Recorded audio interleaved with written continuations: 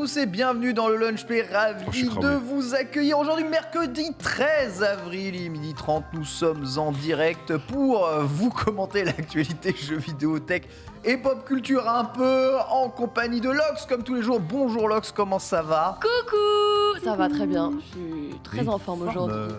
Olympique comme on dit. Ouais. Tabasse. Écoute, apparemment les nouvelles sont mauvaises plutôt. Donc, les nouvelles sont très bonnes. On accueille Mister MV ici en deuxième heure dans cette émission pour nous parler de Speedon. On va quand même pas parler de mauvaises nouvelles. Ici on parle pas des mauvaises nouvelles, d'accord? Non, mais justement c'est pour ça que On n'est pas sur France Info. On va parler que d'excellentes nouvelles, comme par exemple l'excellent succès de Battlefield 2042. Non, c'est pas vrai. Autour de nous, l'ami Reza, comment ça va? C'est trop méchant ce que t'as fait pour Battlefield, mais c'est mérité en même temps. Vrai. Donc tout va bien. Bah écoute, ça va très bien depuis hier. Depuis hier, ça va bien. On s'est vu hier. Avant, c'était terrible, quoi. Avant, c'était terrible, on s'était pas vu. Ouais. Mais on s'est vu hier, donc ça va, c'est cool. Bien. Et là, on se revoit. On se revoit ce soir, on se revoit demain. Je te vois trop, Ken. Oh. Je te vois plus que l'autre. Ouais, l'autre. Ah oui, l'autre. Ah, bah, c'est pas de ma faute, hein. Si, moi, j'y suis pour rien. Écoute, si t'as envie de travailler, viens travailler. Hein. Moi, oui, monsieur. Je n'analyse pas, évidemment, ta vie privée. L'envie de travailler aussi, c'est TPK. Bonjour, TPK. Oui, bonjour. J'espère que tout va bien. C'est un TPK free-to-play ou un TPK pas free-to-play aujourd'hui? Un TPK qui en a plein le cul. Foutez-moi la paix. Comment ça, plein le cul? Hein? Ouais, j'ai pas voulu relever, mais. Non. T'as plein de choses dans les fesses? Ouais, bah c'est une façon de parler. Vous marginalisez C'est une pas image. sur une expression comme ça, les gars, en 2022. Non, ça va non. doucement. Tout ça est très imagé, c'est ça? Tout ça est très imagé. Non, mais tout va bien. Écoutez, free to play aujourd'hui, free to try, free to aller se reposer, parce que ce week-end on va pas dormir, donc voilà. Genesis, ce Ouais. week-end, on le rappelle, tu couvriras ça sur ta chaîne notamment. Alors Oui. c'est aux États-Unis de l'Amérique. De l'Amérique, Donc, ça veut dire ouais. que c'est déjà à la fois un pays très dangereux, hein, visiblement, mais aussi Visiblement. un pays avec un décalage horaire pas simple. Non, 10 heures de Et décalage surtout que c'est en horaire. Californie, ouais. Donc on va vraiment aller la en côte vert, ouest. je pense. Évidemment, c'est c'est le mode, plus chiant. le mode easy. Ouais, c'est le nightmare mode. Mais bon, Un après enfer. ça va, on est habitué, les restream à pas d'heure. Ça va être bien, on va se marrer. On sera ravis en tout cas de vous annoncer un éventuel restream de l'Evo début août. Pour le moment, rien n'est sûr. Vous savez, beaucoup de choses ont changé pour l'Evo. Au menu du Lunch Play, aujourd'hui, on va revenir sur Final Fantasy XVI, qui va enfin pouvoir refaire parler de lui. C'est si tard l'annonce de FF16 que le merch commence à arriver avant le jeu. Donc c'est plutôt extrêmement bizarre. On sent que les timings ne sont pas bons. On essaiera de vous expliquer pourquoi et de s'interroger sur quoi s'attendre. On va parler aussi de Hell Is You, nouveau jeu par le directeur artistique de Deus Ex, qui se veut être un jeu d'aventure, d'exploration. Beaucoup ont abordé ce thème aujourd'hui. Peut-on renouveler le genre? On s'interrogera ensemble ici autour de la table. Puis un gros focus sur nos amis de chez Blizzard, puisqu'il y a énormément de mouvements, Lox, actuellement chez Blizzard, entre recrutement et surtout fusion de certains studios. Blizzard est en restructuration permanente. Recrutement, fusion, annonce de reveal aussi de son extension. Il donne enfin un rendez-vous en ligne. Ça faisait un petit moment que c'était pas arrivé d'ailleurs. C'est vrai. On en discutera ici. Enfin, pour terminer la revue de presse, des mots difficiles des développeurs chez Riot qui disent, vous savez, nos projets, ils verront peut-être jamais le jour. Alors évidemment, ça transpire très fort autour. Riot se veut évidemment rassurant, mais Riot rappelle quand même que même si on travaille sur un jeu depuis 3 ans, c'est jamais sûr que ce dernier sorte. Ubisoft en sait bien entendu quelque chose, on vous expliquera tout. Puis enfin, notre invité ne sera autre que Mister MV. Avec lui, on reviendra sur son amour du speedrun, sa pratique et aussi tout simplement sur la pratique de manière générale du speedrun à l'approche de Speedon, un événement qu'il co-organise. On va discuter évidemment avec lui un peu de tout ça, puis il restera avec nous pour les brèves. En brève, aujourd'hui, on a quoi au menu, Lox? Eh ben, on en a des choses. On va vous parler du PSVR 2. On a enfin une fenêtre de sortie un peu plus officielle. On a aussi une fin d'exclus pour un titre qui était présent lors du lancement de la PlayStation 5, mais qui ne l'est plus. On parlera, comme tu le disais, aussi de Battlefield, mais pas seulement, puisqu'on va également évoquer le cas de Halo. On reviendra sur des actus du côté de Ghost of Tsushima, mais aussi de la Chine. Oui, on s'arrêtera pas seulement au Japon, on va aller justement voyager loin comme ça en Asie. On terminera en beauté comme d'habitude avec notre petit Happy Birthday Game. Oui, vous savez, tous les jours c'est l'anniversaire d'un jeu parfois très connu, parfois totalement oublié et ça fait quand même du bien de les célébrer. J'espère qu'il y aura quelqu'un enfin sur ce plateau qui a joué à un jeu de l'Happy Birthday parce que dès que ça a plus de 20 ans, visiblement, Non, dès que c'est plus Nintendo. ça voit jaune.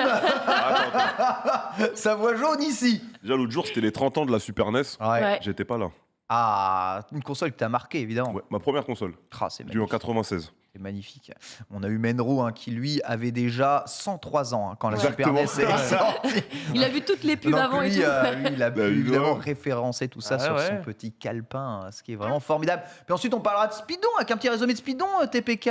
Oui, le speedrun, l'amour, les vraies choses. Le speedrun, on va vous en parler, vous expliquer pourquoi vous devez mater Speedon ce week-end. Bah ouais. Vraiment, pourquoi vous devez mater du speedrun et pourquoi vous devez donner votre argent pour de très bonnes causes. Mais ça, a priori, en France, on est déjà les champions du monde, donc a priori, j'ai rien à vous apprendre là-dessus. Du monde, je ne sais pas, mais on est très bien placé. C'est vrai qu'on a une 10 communauté, millions notamment sur Twitch, bon. extrêmement généreux. Oui, sur Twitch, bien entendu. Enfin, bon, Oui, sur Twitch. Oui. Bon, oui. Si on va se frotter au Téléthon, ils nous mettent 10 000 zéros, mais après, c'est le Téléthon. ce n'est que des promesses. Non, mais on de peut dons le au dire, les Téléthon. Français sont généreux. Oui, C'est c'est tout. vrai. Les On peut Français le sont dire. généreux, on peut le dire. Pour le coup, ça c'est vrai. totalement vrai. Complètement. Et on verra évidemment tout ça avec Mister MV qui organise Speedon. Voilà, vous connaissez le menu du lunch aujourd'hui. On commence tout de suite avec la revue de Pules. C'est parti.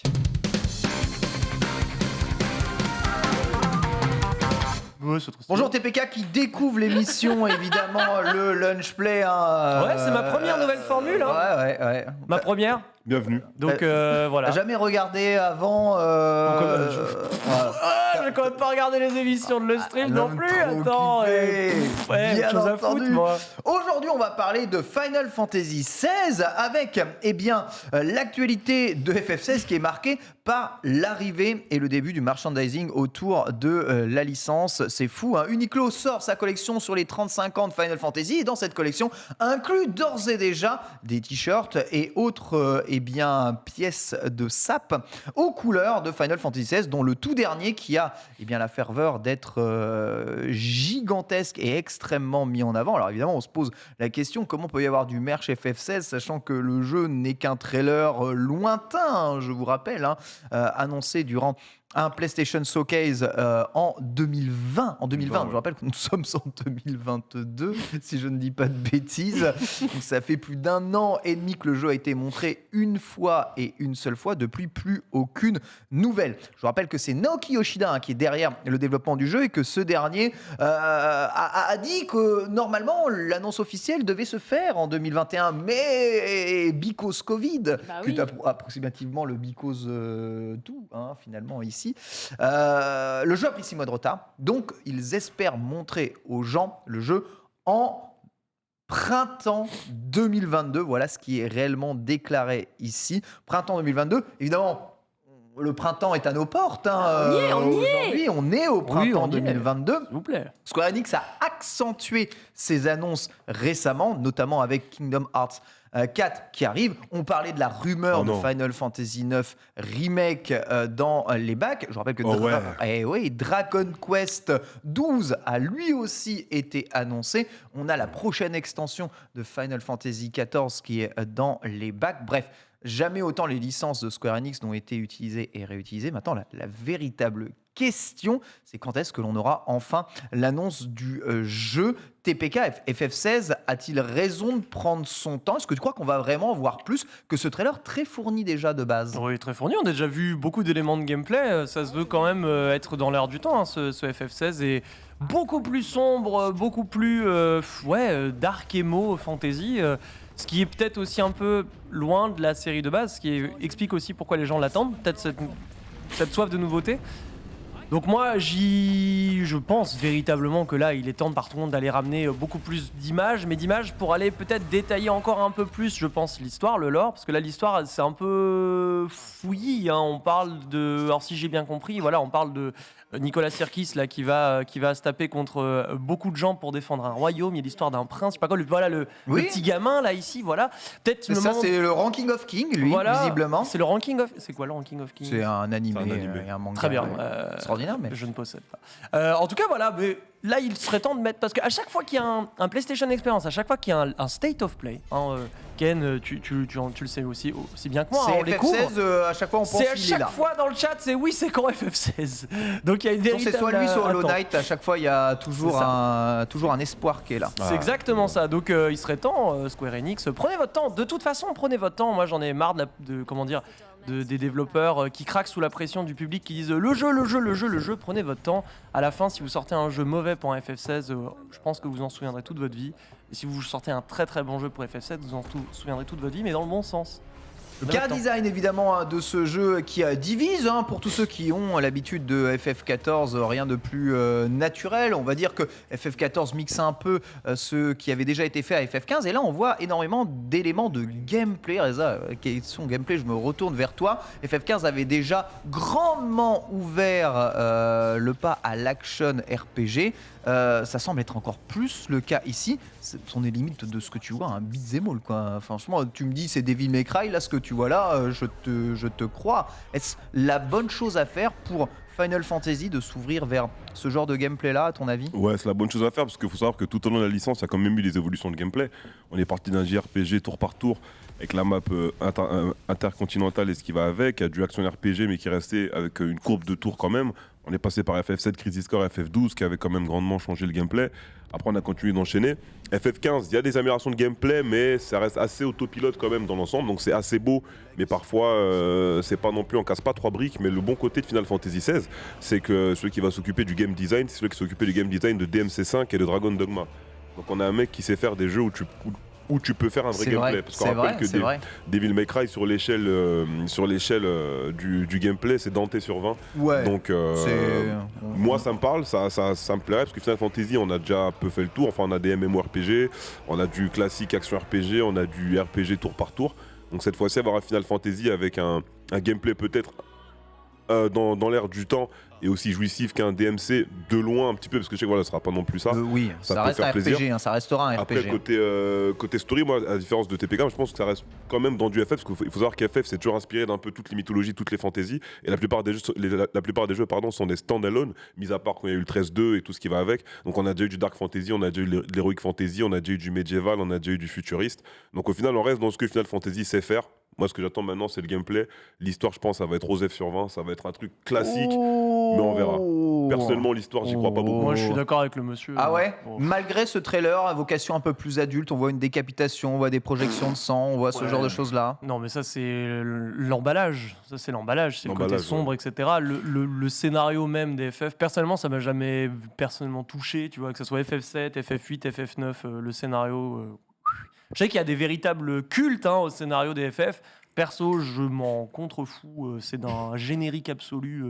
Voilà. Mais au moins le gameplay. Et ça, je rejoins Reza, c'est que le gameplay, là, moi, c'est la première fois depuis très longtemps que je suis hypé par un FF. Véritablement. Ça fait des années que je suis hypé, que j'ai pas été autant hypé par un FF parce que le gameplay a l'air profondément stylé, en fait. Et c'est vraiment dans l'ère de 2022. Et je vois qu'on me dit on critique FF8. Mon préféré, c'est FF9. J'ai adoré FF9. Ah, Par merci contre, FF9. me demandez pas le scénario du jeu, j'en ai plus aucun souvenir. Sérieux Je ne sais même C'est une plus bande ce de qui se passe. voleurs qui vient récupérer la princesse sans faire Ouais, exprès. Pas du tout, c'est La l'histoire princesse d'un s'enfuit. arbre qui crache de la brume et qui permet de faire fonctionner la technologie, mais contre ça, malheureusement, il n'y a plus de soleil sur la Terre. Donc il y a ceux qui sont pour l'exploitation de la brume et ceux qui sont contre.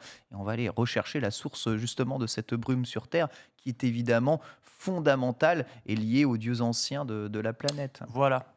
Et oui. Très bien. La vraie histoire du 9, c'est ça? Bah oui, c'est ça la vraie histoire. C'est ça la vraie histoire du neuf. Lox, à ton avis, si annonce de Final Fantasy XVI il se fait, sera-t-elle fait comme Square Enix l'a fait pour Kingdom Hearts, c'est-à-dire en Random solo, voilà un peu, pardon, oui, random, Désolée, j'ai peut-être. ou est-ce qu'on va être encore lié à une annonce et un state of play PlayStation? En fait, ça va dépendre de comment ils vont positionner leur lancement. Moi, je le vois bien être fait quand même de manière traditionnelle, comme on le disait. C'est quand même l'annonce qu'on attend le plus à chaque showcase et state of play. Plutôt state of play d'ailleurs, pas les showcases. Donc ouais, je vois plutôt arriver comme ça sur une conférence. C'est quand même un gros titre. Et moi, je repense à FF15 que j'ai jamais pu terminer parce que horrible, profondément horrible. J'ai pas commencé encore. On ne perd pas ton temps. Je dois le faire. J'ai déjà signé avec ma commune, donc je vais le faire en stream. Donc, je Eh ferai un bon retour en courage. émission. J'espère que tu aimes Ouais. bien les road trips. Et moi tu sais que j'ai des potes qui ont kiffé. Hein. Ouais.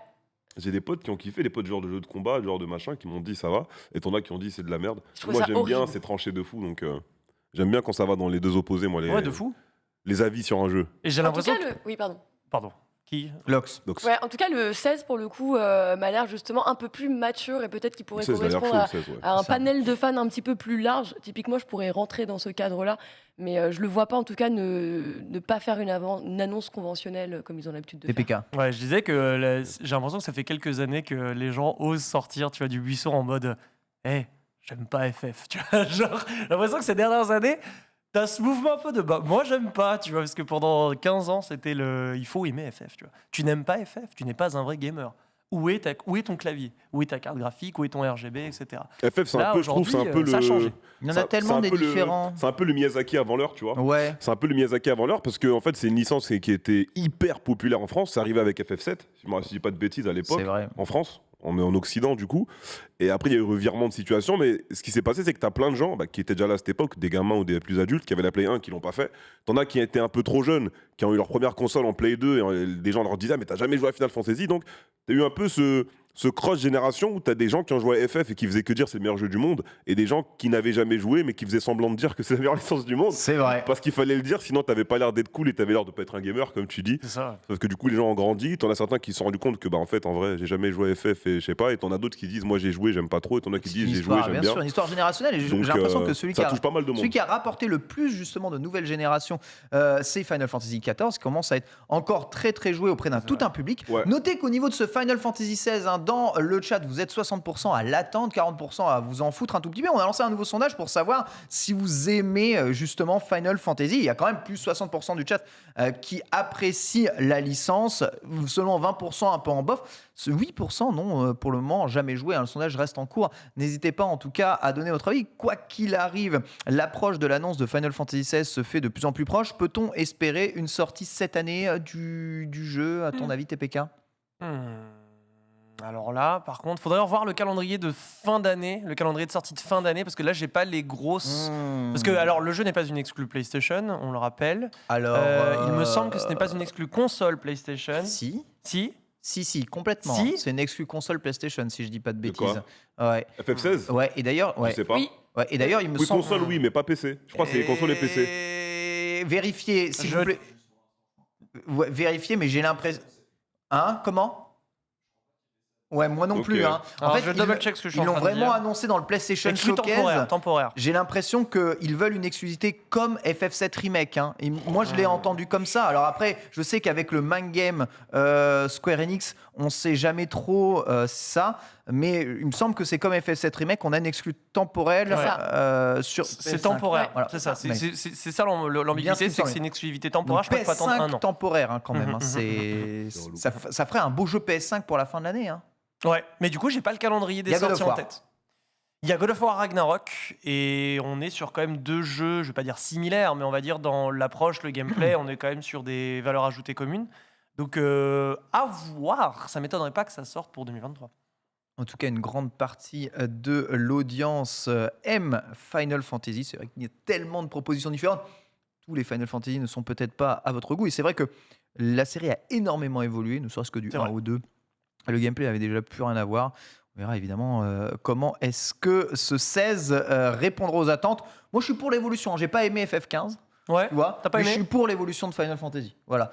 Par contre, c'est vrai que je préfère aujourd'hui la licence Dragon Quest, qui est une licence qui évolue moins, mais qui a un gameplay qui me correspond plus. Ah oui, d'accord. Maintenant, Tour par tour. je comprends que après l'arrivée de Tales of Tales of Arise Tales of Arise, qui est très bon d'ailleurs. exactement. Enfin, les JRPG ont pris un coup de vieux, tu vois, derrière Mhm. ça. Ouais. Donc il Clairement, faut, je il reprends faut pas en arrière, s'aligner moi. un peu sur Pour du Tales of renouveler, ouais. Arise. Je reprends Soit pas tu en t'alignes arrière. sur du Persona et tu fais le truc vraiment hardcore, tour par tour, machin. Soit tu t'alignes sur du Tales of Arise, mais tu peux pas stagner dans Entre deux, ouais, dans un je entre-deux, suis dans un entre-deux Y a de un ça. peu moyen. Très belle Donc, surprise d'ailleurs Tales of Arise. Totalement. J'ai Vraiment. kiffé de ouf. Vraiment que je le fasse. Complètement. La deuxième partie de l'histoire est un peu what the fuck. On dirait au bureau, ça a bien fumé.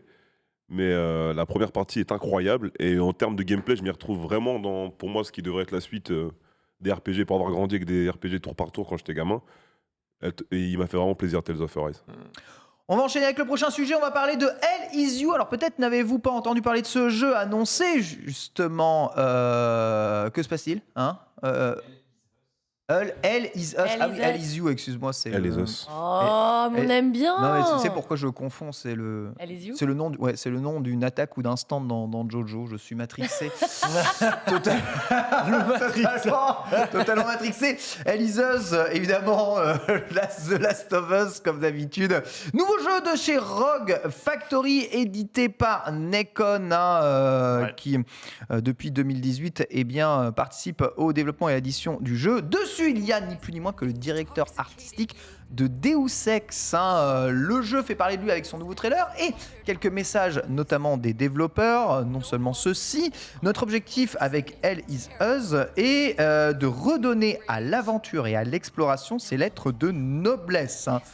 Visiblement, Rien que ça. ils n'ont pas fait Death Stranding, ou alors ils n'estiment pas que Death Stranding soit un jeu assez noble, peut-être pour eux. Nul besoin d'un journal de quête détaillé ou d'indications précises sur la carte des zones à explorer. Nous souhaitons que les joueurs ressentent le souffle de l'aventure, guidés par leurs réflexions et leur instinct. Évidemment, Le on fameux. pense tous à des jeux comme Morrowind ou peut-être aujourd'hui Elden Ring, qui incitent justement à l'exploration et à l'aventure sans véritable La ref est validée à journal Morrowind. de quête. Bien entendu, c'est pas la mienne, c'est celle de Paul. J'ai jamais touché à Morrowind dans ma vie, mais quoi qu'il arrive, on est là. Peut-on... Alors, vous voyez quand même ces images de ce trailer. Donc, on est entre...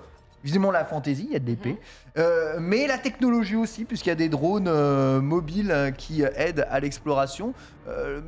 Complètement bizarre, on va dire, comme choix de design, mais ça ne laisse pas indifférent. Est-ce que vous pensez que l'on peut réellement révolutionner les jeux d'exploration et d'aventure aujourd'hui? Toi, Lox, quand tu vois déjà ce trailer, ce design et les ambitions du projet, Bien sûr, et encore heureux même, j'ai envie de dire, on n'est pas au cinéma là, justement. Pourquoi les producteurs de ciné s'intéressent tellement à la plateforme du jeu vidéo? Parce que justement, les limites du possible, elles sont bien plus repoussées avec cette plateforme-là qu'elle ne sera jamais avec des films, entre autres. Donc là, pour le coup, oui, je pense qu'on a encore plein de choses à aller exploiter. Et moi, j'aime bien justement qu'on aille innover un petit peu, de proposer des choses qui n'ont pas forcément été déjà vues un nombre de fois considérable. Donc pour le coup, moi, je trouve que c'est une bonne idée, ça vaut le coup de leur laisser leur chance.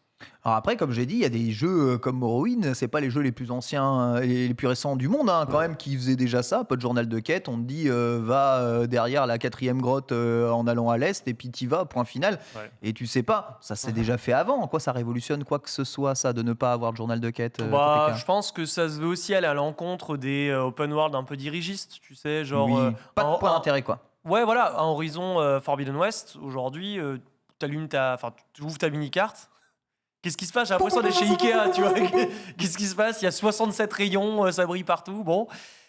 Donc là, ça se veut peut-être aussi aller à l'encontre de ça. Moi, je suis toujours preneur. En plus, vraiment, je tiens à saluer les idées dans ce trailer qui sont mis en avant. Parce que là, tu sens Ouais, la vas-y, patte raconte Deus tout. Ex. T'aimes bien un peu ce genre de personnage. Ça a l'air d'être des androïdes, non Ouais, des sortes d'androïdes, c'est trop bizarre, avec un drone très chelou, une épée. Enfin, tu sens qu'il y a une recherche quand même c'est d'univers stylé, ouais, qui j'avoue. est plutôt pas mal. Et je tiens d'ailleurs à saluer aussi Nacon, qui en fait propose des projets tous différents les uns des autres. C'est un truc de fou. Vous regardez tout le catalogue de sorties de Nacon là dans les prochaines années, dans les prochains mois / prochaines années, entre Gollum, du Steel Rising, ça là, Hell Is Us et des jeux de course, des jeux de machin. Ils ont vraiment un catalogue pour tout le Varié, monde. ouais. C'est fou furieux. On rappelle que Nacon c'est français, ils sont du côté de l'Équin, Yes. donc dans le nord de la France. Sur chez Et Big Ben. ça fait plaisir d'avoir des projets aussi divers et variés. Moi, je suis 100% en accord avec ce que je viens de voir en termes de ne serait-ce que de DA. Voilà. Donc si le gameplay suit et qu'on dit allez, il n'y a pas de point d'intérêt, il n'y a pas 67 camps à vider avant de dire j'ai le panorama, ah pitié, merci. Toi, c'est ce que tu recherches. Ouais. C'est quoi le dernier jeu un peu orienté aventure-exploration que t'as aimé? Eh ben, je pense que ça doit être Gridfall. D'accord. Gridfall, donc un jeu d'ailleurs du studio Spider, studio français, qui va accoucher de Steel Rising dans pas longtemps, qui est, on va dire, l'un des derniers jeux que j'ai fait en exploration pure. Il doit y en avoir d'autres, mais je les ai pas forcément en tête. Et c'était plutôt une expérience convaincante. Voilà, j'ai pas terminé le jeu, je suis pas allé au bout parce que le gameplay me plaisait pas plus que ça, mais enfin le gameplay des combats, j'entends. Mais sinon, ça doit être à peu près ça. Reza, t'as tilté sur Morrowind, sondage en cours d'ailleurs dans le chat. C'est un jeu qui t'avait plu à l'époque? Ouais, j'avais un petit peu, tu sais, déjà, Morrowind, c'est un jeu où je pense qu'il n'y a pas beaucoup de gens qui ont joué, parce qu'on est à l'époque où Bethesda sort les jeux en exclu console Xbox. Oui. Et l'Xbox, ça s'est pas beaucoup vendu. Ah ouais, la première. j'avoue, c'est vrai. Pour mettre ça dans le contexte, là, je pense dans le chat, 3 quarts des mecs, ils avaient la Play 2. Donc Morrowind, à l'époque, voilà, t'avais une version PC quand même, mais pareil, en 2002, des joueurs PC, il n'y en a pas 150 millions. On n'est pas en 2022 ou 2016. Du coup, c'est peut-être des jeux qui n'ont pas parlé à beaucoup de monde. T'as aussi dans cette époque, t'as KOTOR 2. Pareil, qui reste un des meilleurs jeux de première Xbox, qui était aussi un role-playing game, où il y avait pas mal de choses à faire sans que forcément tout était indiqué tout le temps, même s'il y avait quand même pas mal de choses.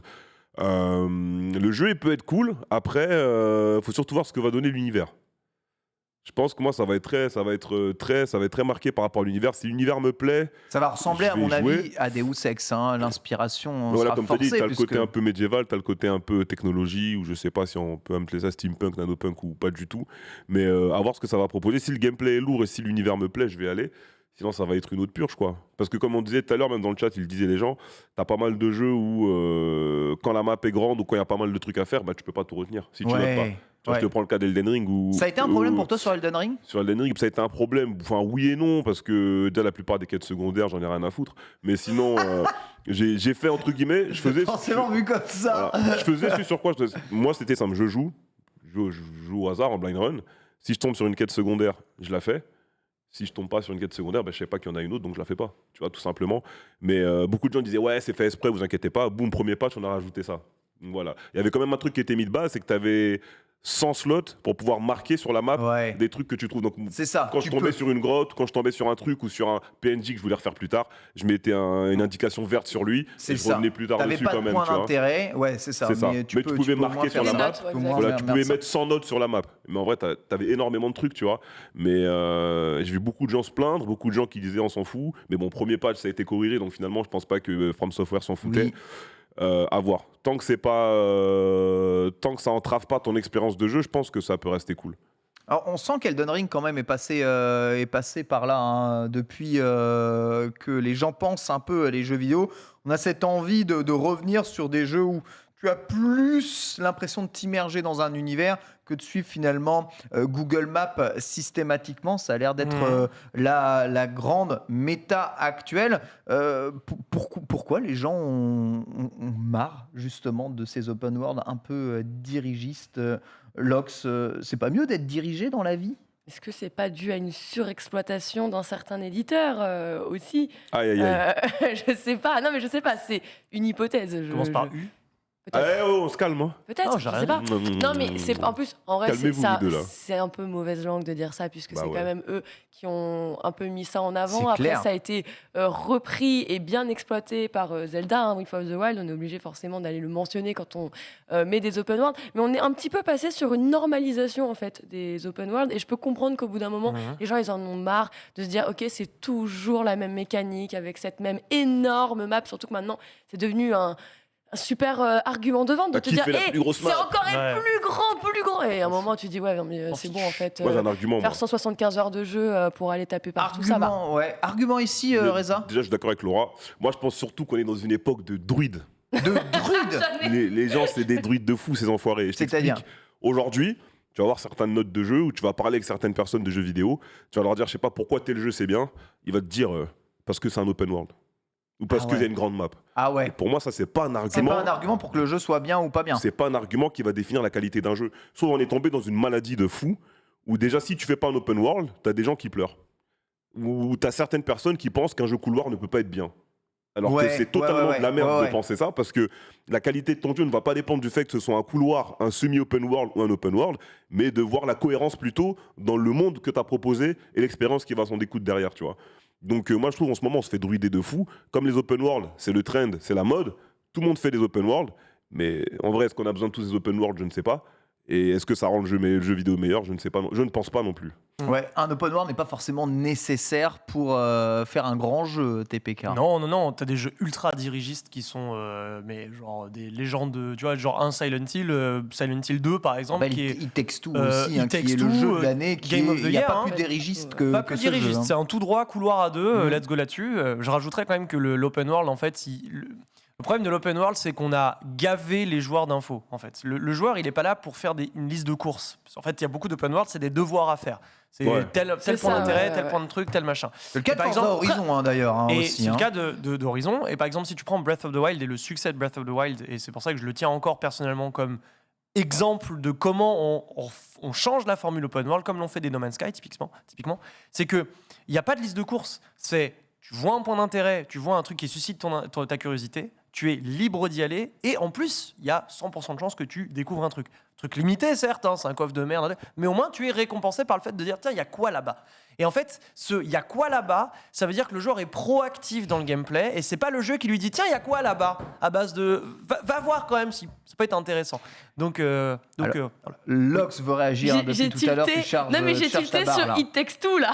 Bah oui, pourquoi? Mais en fait, genre, il y a un truc, c'est que c'est pas genre totalement linéaire et c'est pour ça en fait que ça arrive à fonctionner. Tu prends plein de jeux aujourd'hui qui font limite ce que j'ai envie d'appeler des semi-open world, c'est-à-dire que c'est pas du tout un open world, c'est bel et bien quadrillé, mais on vient te rajouter un petit peu des maps et parfois tu as cette sensation de permissive, tu vois, sur laquelle finalement, regarde dans les textes tout, tu vas être là, tu te balades, certes, mais en fait tu peux t'arrêter, tu as l'impression de pouvoir un petit peu te balader dans la maison, tu vas aller découvrir un easter egg par-ci par-là, il va y avoir un petit mini-jeu par-là. J'ai vu passer des trucs mentionnés, genre Ratchet et Clank.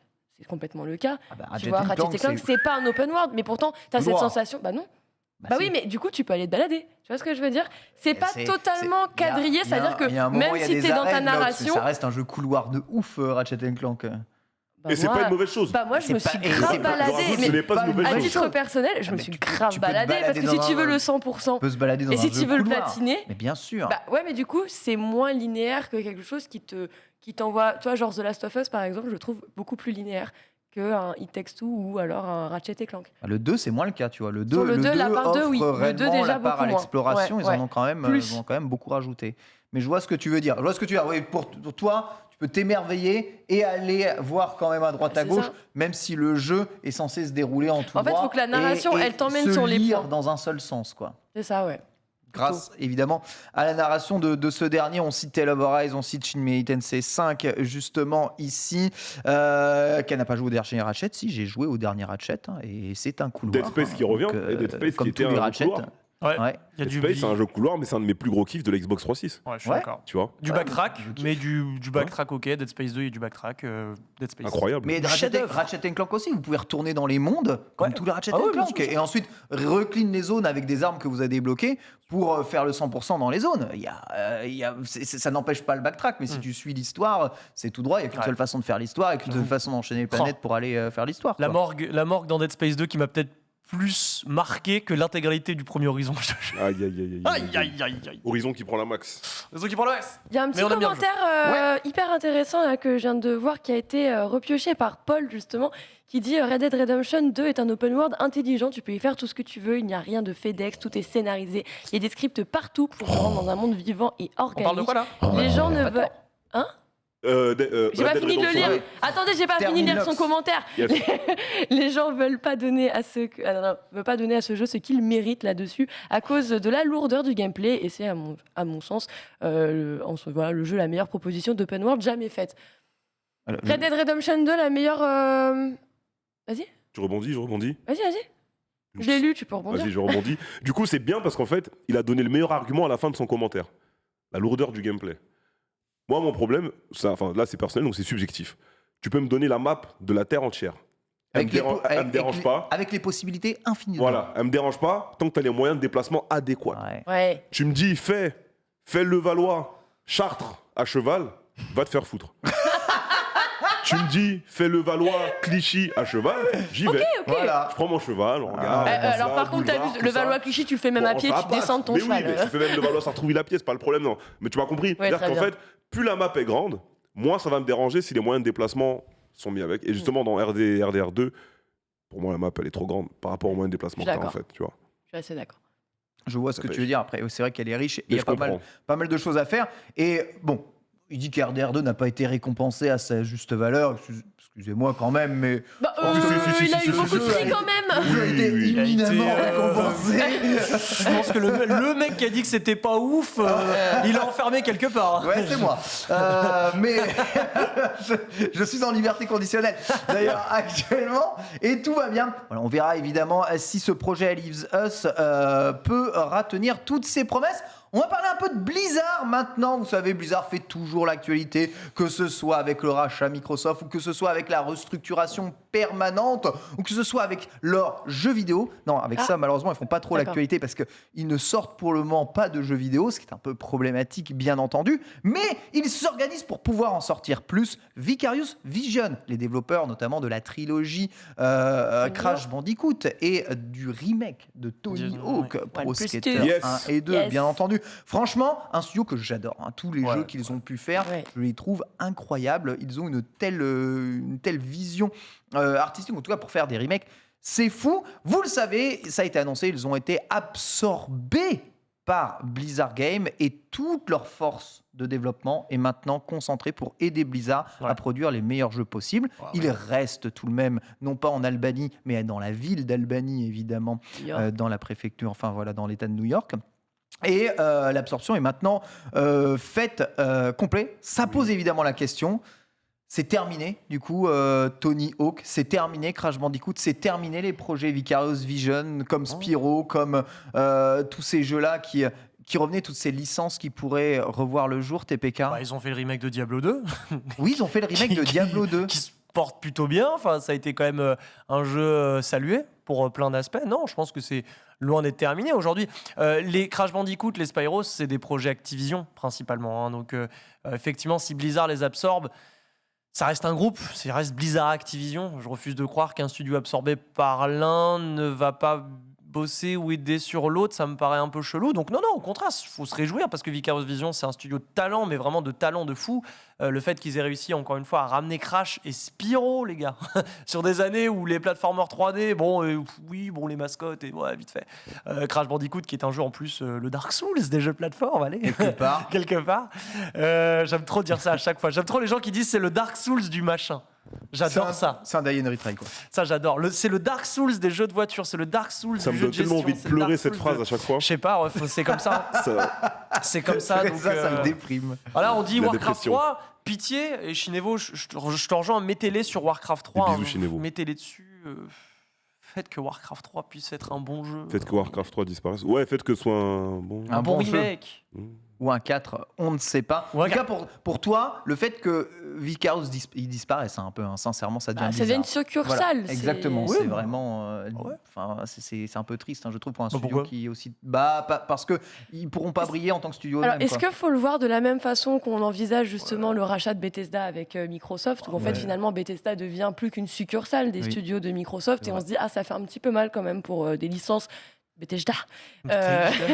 Mais de l'autre côté, en fait, c'est ce que je me dis, c'est est-ce que on va en faire une succursale qui va continuer à développer et exprimer son talent justement et tout le potentiel qu'elle a, ou est-ce que justement ça va être une succursale de renfort justement pour les titres qui sont déjà en cours, pour le retard qu'on a déjà pris, parce que là, Oui, l'absence il de Blizzard a quand même. Il faut sortir les jeux. Ouais, Oui, ça. faut sortir les jeux. Et Il y a Diablo 4, petite Overwatch 2, correction on rappelle, pour hein. Diablo 2, c'est catastrophique. Ah bon ah mais oui. non, Qu'est-ce mais, qui est catastrophique Comment ça mais attends, mais la version console, justement, j'ai répondu à. Oh, la version console. Qui joue à Diablo Non, sur mais console pas que sur console, pas que sur console, les gars, il y a un ladder qui ne Restez- fonctionne pas sur toutes les plateformes.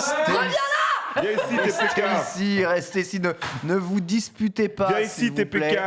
Restez sur le plateau. On En n'est vrai, pas, je te loin jure, sur TPLP ici. vous Quelle plaît. horreur. Non. Non, mais non, je suis désolée, je dois rétablir ça parce que le cœur des fans de Diablo saigne depuis trop longtemps. Je vous rappelle que quand on a eu l'annonce de Diablo Immortal, on attendait Diablo 4. Ensuite, on nous a annoncé donc Diablo Immortal, donc une version mobile, puis un remake du 2. Alors certes, le 2 est magnifique et justement, limite, fallait même pas le toucher tellement il était incroyable en fait. Il n'y avait pas besoin de le refaire venir pour refaire ce qu'ils ont fait là. En fait, tu peux pas sortir un remake de cette qualité à cette époque. Je suis désolée. Et j'aime profondément Diablo. Tout le monde sait que j'ai des tirs à elle à profusion dans ma maison. Donc voilà. Non, Non. Ça a l'air vraiment fun, Nécromancien. C'est la meilleure classe, parle pas mal. parler de ma Parle classe. pas mal. C'est ta classe aussi Ça a vraiment l'air fun. On ressuscitait les gens, on avait Bien des sûr, fiches vous ici. aimez bien regarder- Golem d'argile, vous aimez squelette bien partout. regarder des Golem films, d'argile, quoi. squelette épée, squelette mage. On ressuscitait tout ce En qui. fait, Gros, on ressuscite vous aimez les pas gens, vous Ken. battre par vous-même, quoi. Quoi C'est ça? Dans la vraie Non. vie, on se battait déjà assez, mon frère. C'est ça. Quand on venait sur l'ordi, c'était pour invoquer des gens qui se battent pour nous. À ton avis, Je est-ce que ça va être quand même le retour d'anciennes licences ou c'est la fin ferme et définitive chez Blizzard pour ces projets-là? En vrai, moi, je sais pas, parce que déjà, de base, je suis pas un giga fan Blizzard. D'accord. Warcraft et tout, ça m'a jamais parlé. Même Crash, Tony Hawk, Crash, Tony Hawk, Diablo, si, mais au final, là, Crash, on Guitar a eu Hero, le... tout ça, toutes ces Crash, on a licences-là. eu la version, là, sur Play 5 Ouais, récemment, ouais. qui est Le sympa, 4, d'ailleurs. c'est Toy for Bob qui est s'en charger, par contre. Ouais, Voilà. Toy for Bob. Tony Hawk, j'aime bien, mais ça fait 15 ans, ils ont pris une clim par Skate. Tu vois? Pourtant, j'ai grandi avec Tony Hawk, hein. Ouais. Pro Skater, Play 1, Ouais. Play 2. Mais Skate, ils leur ont mis une vitesse. Et le monsieur, il commence un peu à vieillir, d'ailleurs. Ce serait bien de laisser la place aux autres. Mais Légende. je sais pas. Je sais pas, en vrai. Est-ce que Blizzard va se faire malaxer? Je ne sais pas.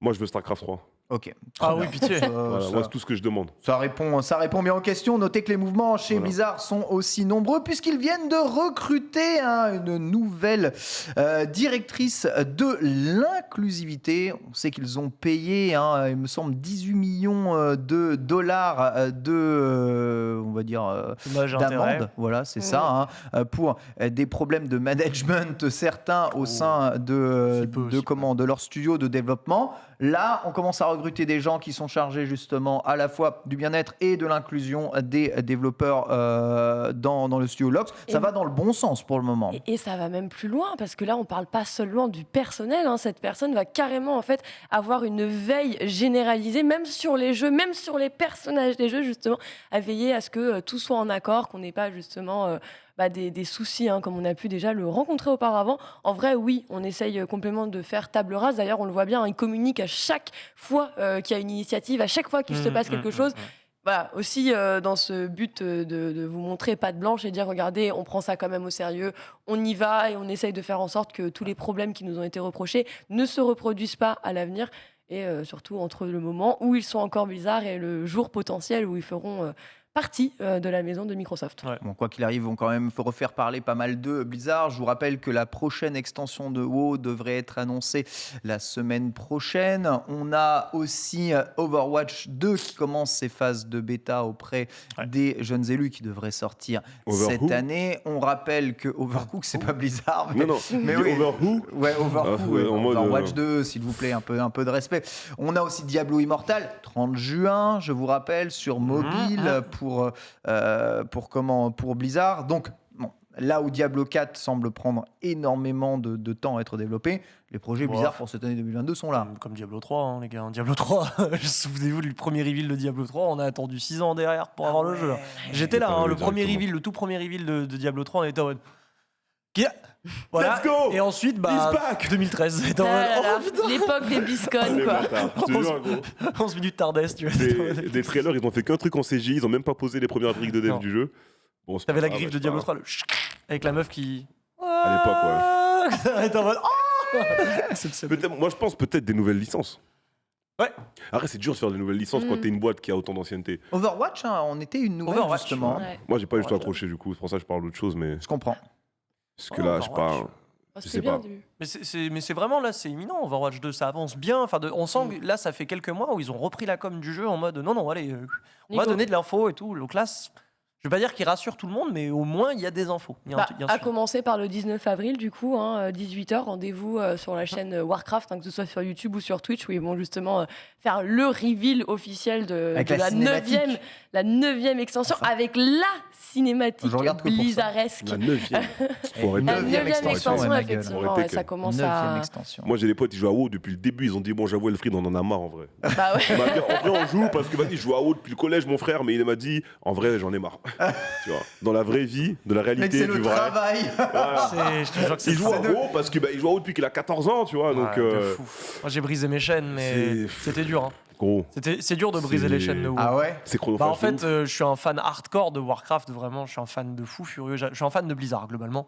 Et quand Warcraft 3 te met une claque comme ça en 2003, t'es en mode on peut pas faire mieux. Puis après t'as Qu'est-ce WoW qui se qui passe sort et t'es en mode on peut pas faire mieux, tu vois. Et genre je joue jusqu'à Cataclysme, enfin j'ai arrêté à Cataclysme, mais je te jure que briser les chaînes ça a été dur. En fait, t'as un choix cornélien. Si tu continues, ta vie n'a plus aucun sens. Donc faut arrêter d'urgence. Je comprends. Je vous renvoie évidemment au Lunch Play la semaine prochaine où on a décrypté tous les leaks déjà de cette extension. Bon, je ne les répète pas ici parce que vous avez peut-être pas envie en tout cas de vous faire spoil ce qui va être annoncé. Bien entendu, j'ai déjà pourri KO, la pauvre qui était comme ça pour rien dire et je lui ai tout balancé malheureusement. Désolé KO. Elle était plutôt contente quand même de ce qui était leaké, je veux dire. Oui, c'est vrai. Mais bon, c'est pas le jeu pour le moment en main. On terminera avec un sujet Riot, puisque Riot Games s'est exprimé en la personne de Greg Street, qui est actuellement développeur sur le projet MMORPG de Riot. Vous le savez, Riot Games avec un S sortent aujourd'hui Legend of Runeterra, Valorant et TFT. Donc, quoi qu'il arrive, ce n'est plus que League of Legends. On a 4 jeux quand même. 4 gros jeux qui sont là. Mais Riot a annoncé plusieurs autres jeux, notamment un hack and slash, un jeu de combat et un MMORPG. Il s'agit bien entendu de ce MMORPG dont on va parler avec une déclaration qui ne rassure pas forcément les fans. Il n'y a aucune garantie que le jeu sorte. Greg, parlant du MMORPG. Nous sommes optimistes, mais tu le sais, tu ne sais jamais quand le jeu va sortir ou non. En supposant que le jeu sorte, ce sera la 3e franchise majeure sur laquelle j'aurai travaillé. Parce que c'est vrai que ce dernier a travaillé sur Age of Empires, World of Warcraft et League of Legends. Excusez-moi quand même du peu. Et il dit que ça sera probablement sa dernière, tant évidemment un MMORPG est un projet ambitieux sur plusieurs années. Voilà, donc ça sera un Et farewell. comme on voit aussi comme c'est difficile de les maintenir. Oui, c'est vrai aussi. Lui, ça lui va très bien. Ça sera une bonne conclusion, mais il faut prendre conscience. Donc, ces fameux projets F, il me semble, projet L et le MMORPG, qui n'avait pas de nom de projet réellement, sont pour le moment des jeux qui pourraient tout simplement ne pas voir le jour. Non, c'est faux pour Project L. Project L, c'est bon. Ouais. Project L, ça se développe, mais qui Non, sait. ils l'ont dit dans l'article que C'est c'était un petit accident. c'est pas Gold, mais ils avaient donné le terme de ce qui se passe quand ils ont toute la base du jeu. D'accord. Et qu'en gros, après, il leur reste que maintenant à implémenter les autres persos, les autres maps et tout ça. Donc le jeu, on est quasiment sûr qu'il va arriver pour lequel. Project L. On a déjà passé cette étape. Là où on l'a pas fait, du coup, pour le MMORPG et les autres. Et je voulais rajouter dessus, tu avais Rune King, dont on avait joué ici sur le Lunch Play, qui malheureusement avait... qui malheureusement avait eu une communication catastrophique. Oui. Moi, j'ai pas vu le jeu sortir. Pourtant, je l'avais vu annoncer à l'époque. J'ai pas vu le jeu sortir. Et j'ai vu qu'Anken m'en avait reparlé. On l'a fait dans le lunch. J'espère que l'énergie va être mise de ce côté-là. Parce que Riot, normalement, ils sont bons en com. Et que c'est pas parce que vous appelez Riot qu'il y aura pas de com, tu vois. Mais là, c'était étrange parce qu'ils sont passés par leur filiale indé. Ils sont passés par Riot Forge pour communiquer sur Rune King. C'est pour ça que c'était un peu moins fort que si c'était Riot Games. Et je trouve que c'est pas ouf ça. Tu vois, je trouve au moins, tu le fais développer par Riot Forge, mais tu repasses par Riot Maison Mère pour parler du jeu. Sinon, ton jeu, t'as un jeu Riot à licence extraordinaire, mais il passe à la trappe, quoi. Extraordinaire. Ouais, Lox. Après, il est un peu moindre. Moi, je suis pas trop étonnée justement sur le positionnement communication de la part de Riot sur le fait de se dire, ok, ce jeu-là, on le voit bien avec le nom que pouvait incarner chacun des projets. On te parlait vraiment du projet versus du projet MMO. Et ça, je pense que c'était vraiment les projets forts. On le rappelle quand même, on a fait 10 ans League of Legends avant de voir un jeu. Alors, on a eu forcément, on a eu TFT, entre autres. Le TFT, c'est plus un mode, Mais c'est en fait, c'est un auto-battler comme on a pu le voir sur tous les autres jeux. Sur fait. Starcraft, pardonne-moi, Lox, mais à ce moment-là, League of Legends, c'est juste un MOBA. Mais c'est une copie de Dota. Sur tous les autres jeux. Bon, c'est Dota. C'est Dota. T'excuses pas auprès de moi. Je suis la première à le dire. Valorant n'est qu'un Counter-Strike comme on a pu le voir sur tout un tas d'autres jeux. Et tout ça, ce sont des modes de jeux Valve et Blizzard. Ça, c'est la riotance. Pour le coup. C'est comme ça que ça marche. Ils ont trop de modes de jeu Blizzard. C'est vrai. On va vous poser la question dans le chat, mon petit Paul, si tu veux. Quel est le projet que vous attendez le plus chez Riot? Est-ce que c'est le MMORPG, le fameux hack and slash, je vous rappelle Project F, le jeu de baston, le Project L, ou Valorant mobile, car on vous rappelle Valorant mobile est sur le point aussi de voir le jour. Quel est ton cas, toi? Est-ce que tu penses que ce MMORPG va voir le jour, TPK? Oh là là, en fait, le marché du MMO, c'est tellement... Mais un bordel immense, c'est grand guignolesque. En fait, le temps de développement d'un MMO, déjà, on n'est pas sur des temps de développement normaux sur des MMO parce qu'il y a beaucoup trop de choses à penser en amont, le système de jeu évidemment. Et il y a surtout aujourd'hui plein d'exemples de jeux qui ont nécessité des années de développement. On dit ça va être le jeu qui va tout casser. En 2 mois top chrono, le jeu est mort. Moi, il y a un exemple et franchement, je regrette que ce jeu soit mort trop vite. C'est le jeu Wild Stars. Wild Stars, c'était l'alternative à WoW à l'époque, vraiment, où on cassait les codes du MMO classique, où on disait, plutôt que d'avoir un perso et ses journal de quête écrit sur ta route, et puis c'est tout. Non, Wild Start, c'est genre, tu choisis parmi 3 archétypes de jeux que tu veux, exploration, bataille, machin, artisanat, et dans ce cas, du coup, tu as une aventure totalement différente de ton voisin d'à côté. Et ce jeu était incroyable, sauf qu'au bout de X mois, gestion pas ouf, en plus c'était univers futuriste, il passe en free-to-play, ça ravive un peu le truc, mais finalement le jeu se casse la gueule. D'ailleurs, il y avait ce fameux système de skill où tu vois la zone en fait, donc le gameplay était profondément changé par rapport à un WoW où c'est clic droit, auto-attaque, J'avais vu ça, c'est plutôt stylé. c'est trop. Moi, j'ai passé énormément de temps sur Wildstar. Vraiment, c'est l'époque. Moi, l'époque des MMO, j'ai joué à tous les MMO de la terre, vraiment. Oh, non. Et je peux vous garantir que c'est un marché. Mais c'est même plus concurrentiel. C'est que un jeu va se faire concurrence à lui-même parce qu'il suffit d'une virgule, un détail où les joueurs vont dire mais c'est de la merde. Nul. Et en une semaine, tu perds la moitié de ta base de joueurs. Donc vraiment, les MMO, c'est des marchés trop compliqués. C'est des projets qui peuvent être un casse-gueule financier comme ça peut être un nouveau WoW. Sauf qu'on le sait, et ça, c'est un truc qui est exprimé à chaque fois, c'est le WoW killer. Hein, le fameux World of Warcraft killer, ça vous l'entendez à chaque fois qu'il y a un nouveau MMO. Dans les faits, ça... Non. Dans les faits, non.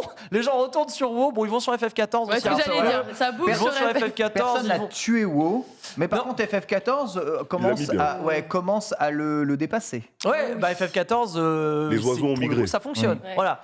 Et heureusement qu'ils n'avaient pas de place sur leur serveur pour accueillir plus de monde à un moment, moi je vous le dis. Mais tu vois, tout ce qui est Guild Wars 2, New World, là, qui entend encore parler de New World? Et justement, j'ai même pas mis la news, mais j'avais prévu de brièvement l'évoquer. Bien sûr. C'est le désert total. C'est le désert. Catastrophique. Genre vraiment, c'est des 800 à, je sais plus, à peine quelques milliers de joueurs, quoi. Ils ont ouvert 60 serveurs free-to-play. Les serveurs sont déserts. Ils sont passés de 900 000 à 16 000 joueurs par jour sur Steam. C'est une véritable catastrophe. C'est le MMORPG en tout cas que vous attendez le plus. Donc ce projet, League of Legends MMORPG, n'est vraiment pas un petit projet, en tout cas en termes d'attente des joueurs. 50% des gens l'attendent contre 35% pour le Project L, le jeu de baston, et le hack and slash 13%, sachant que c'est vrai qu'on a du mal à envisager qui est vraiment aujourd'hui le hack and slash. Ça veut un peu tout et rien dire. Est-ce que c'est plutôt Diablo? Est-ce que c'est plutôt Ninja Gaiden Ninja Gaiden ou les MMO coréens que l'on peut voir justement Lost Ark Lineage 2 fonctionner. C'est un peu compliqué. Toi, le projet que tu attends le plus reste Project L, Reza. Project L, Ken. Project L. Project L. Étonnamment. C'est vraiment très étonnant. Quoi? Bizarre. Bizarre. Pourquoi? Parce que déjà les MMORPG, j'y joue pas du tout. Oh. Et le hack and slash, savoir c'est quel type de gameplay, ouais. T'as pas voulu venir avec nous sur Lost Ark? Jamais, madame. On t'a dit viens mon coco. Non. Ok. Il y avait d'autres jeux à faire. La preuve, c'est qu'ils sont allés sur Lost Ark, ils n'ont pas fait les autres jeux qui sont sortis dans la même période, malheureusement. Ça aurait pu te plaire, peut-être, Lost Ark. C'est quand même, du gameplay. Ouais, mais c'est trop chronophage, les MMO. On était bien. Tu veux passer à autre chose, quoi. Passer à autre chose. Passons à autre chose. Il y a des gens qui ne passent pas beaucoup à autre chose. Les joueurs de World of Warcraft. C'est les joueurs de World of Warcraft. Et les speedrunners, je sais pas si vous avez vu, mais on est passé sous la barre des 9 minutes du speedrun d'Elden Ring. Les gens n'ont de moins en moins le temps, finalement, pour en terminer les jeux, mais ils passent énormément de temps justement pour les finir. Notre invité du jour n'est autre que Mister MV, nous fait le plaisir d'être avec nous aujourd'hui pour nous parler à la fois de Speedon, l'événement qu'il organise, et de sa passion pour le speedrun. On le fait rentrer tout de suite, c'est parti, jungle.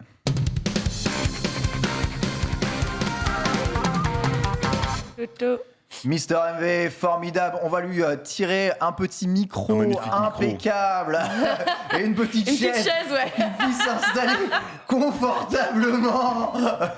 Ce serait bien. Bonjour Xavier, enchanté, ravi.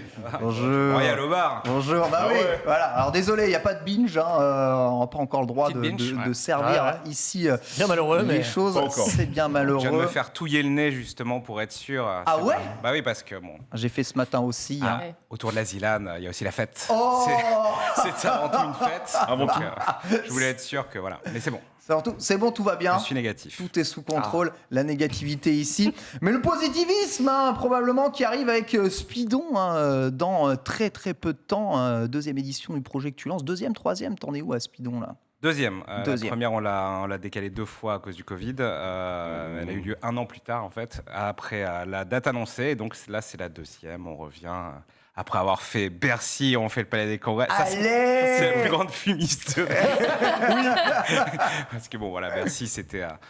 vu qu'il n'y avait aucune activité de concert, on nous avait fait un gros lounge de 200 mètres carrés à prix coûtant, c'était très cool. Et là, pareil, c'est un amphithéâtre au 3e étage du Palais des Congrès, mais de 800 places quand même, donc ça va être une expérience en public cette fois-ci. Ça va être magnifique, on aura l'occasion d'en revenir avec TPK. Alors Lox, on a quelques questions à poser évidemment à MV avec tout son amour qu'il a pour le speedrun. Tu speedrun depuis très très très longtemps, une histoire avec la discipline et on va essayer de creuser un peu justement là-dessus. Bah oui, exactement. On s'est dit, c'est peut-être l'occasion en fait de faire ton portrait de speedrunner, connaître un OMG. petit peu tous tes attraits. Bah ouais, attends, OMG comme tu dis. Et on va commencer forcément avec le commencement. On n'a pas trop le choix, mais justement, comment tu as découvert le speedrun et quand à peu près? Je sais plus, j'ai découvert le speedrun fin des années 2000, un truc du genre. Je m'y intéressais de loin, notamment via les vidéos qui traînaient sur YouTube. Ensuite, comme beaucoup, j'ai connu Real Mop Et Cœur de Vandale, ouais. dans un premier temps avec 88 miles à l'heure, qui commentait à des Tool Assisted Speedruns. Et ensuite, je suis arrivé sur un site ghetto qui s'appelait eLive via cet homme l'ancien. Avec lequel je garde. un peu popularisé par cet homme qui faisait du commentaire de jeux de combat dessus. Et c'est comme ça que je me suis dit, ça a l'air marrant, je vais tâter. Donc j'ai commencé à caster des choses au pif avec 2-3 viewers sur le site. Et après, je me suis passionné de ce truc-là. Donc, en marge du premier speedrun que j'ai fait de FF6, j'ai commencé à faire des émissions de commentaires de speedrun en direct. Donc, je préparais des assets vidéo. Je bossais 10-15 heures avant de faire un cast où il y avait 10 viewers. J'ai fait 50 émissions sur eLive qui ont disparu du jour au lendemain avec la disparition du site en 24 heures. Mais bon, ça m'a permis après de continuer chez OGaming dans un premier temps, puis ensuite... Professionnaliser tout ça, Voilà, exactement. d'une certaine C'était façon. quoi le premier speedrun que tu as commenté sur elle? C'était pas soit Castlevania, soit Ninja Gaiden, non? Alors, Les vrais sur jeux. YouTube, c'est Symphony of the Night, mais sur le premier spin-up sur eLive, je crois que je devrais retrouver le générique du 50e où il y avait tout l'ordre. Je sais pas, ça devait être un Megaman ou autre chose. Je sais Un plus. Megaman, peut-être un Pas Megaman. sûr, pas sûr. Ouais. Mais justement, là, on voit, tu as commencé donc à caster et à t'entraîner aussi. Oui. Du coup, tu as préféré l'un ou l'autre? Pff, Ou les deux? les deux, T'as le ouais, droit. c'est radicalement différent. Enfin, caster, c'est très très cool de faire le travail, de comprendre de ce qui se passe, faire la recherche et ensuite l'exaltation de l'expliquer pour que les gens le comprennent. Et parfois, il y a eu des épisodes très drôles, par exemple Baldur's Gate 1 et 2 qui sont terminés en 25 minutes. Où il se passe 12 000 glitches à la seconde. C'est un des speedruns les plus incommentables que j'ai eu à faire. C'est difficile, ouais. Voilà. Mais sinon, ouais, jouer, c'est aussi incroyable. C'est très maladif. C'est solitaire et maladif. Il y avait vraiment des nuits où je partais dans un tunnel de 14 heures de reset sur Super Meat Boy. Et bon, on est plus La proche du persévérance. masochisme. Et puis ouais, non, il y avait aussi... c'est une communauté super amicale, celle du speedrun. Par exemple, Final Fantasy VI, j'en ai beaucoup fait. De ouf. C'était au début, à une époque où mon Twitch était moitié anglophone, moitié français. Donc tu traînais aussi un peu sur des forums ou c'était plutôt via Ouais, tes ouais. lives aussi? Ok.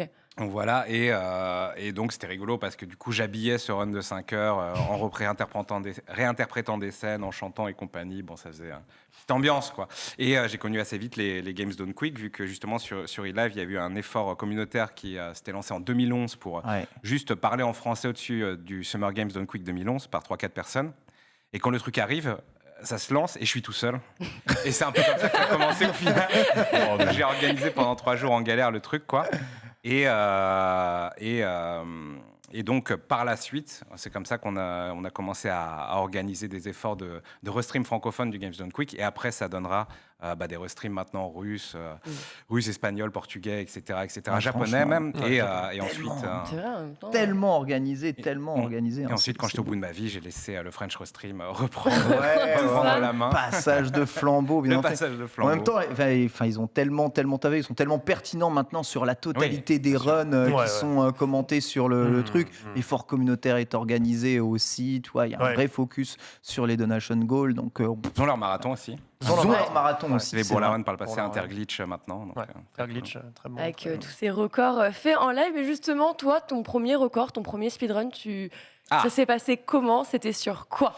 Non, mais moi, mon Qu'on a parlé histoire, Megaman, à peu avec près. les records du monde est très particulière. hein. C'est-à-dire que j'ai loupé le record du monde de Final Fantasy VI d'une seconde sur une run de 5 heures. Aïe. Donc c'était incroyable. J'avais mon chat, c'était sur genre Single Mic la à 2000 pression. à l'heure et ça se termine à une seconde plus tard. C'était terrible.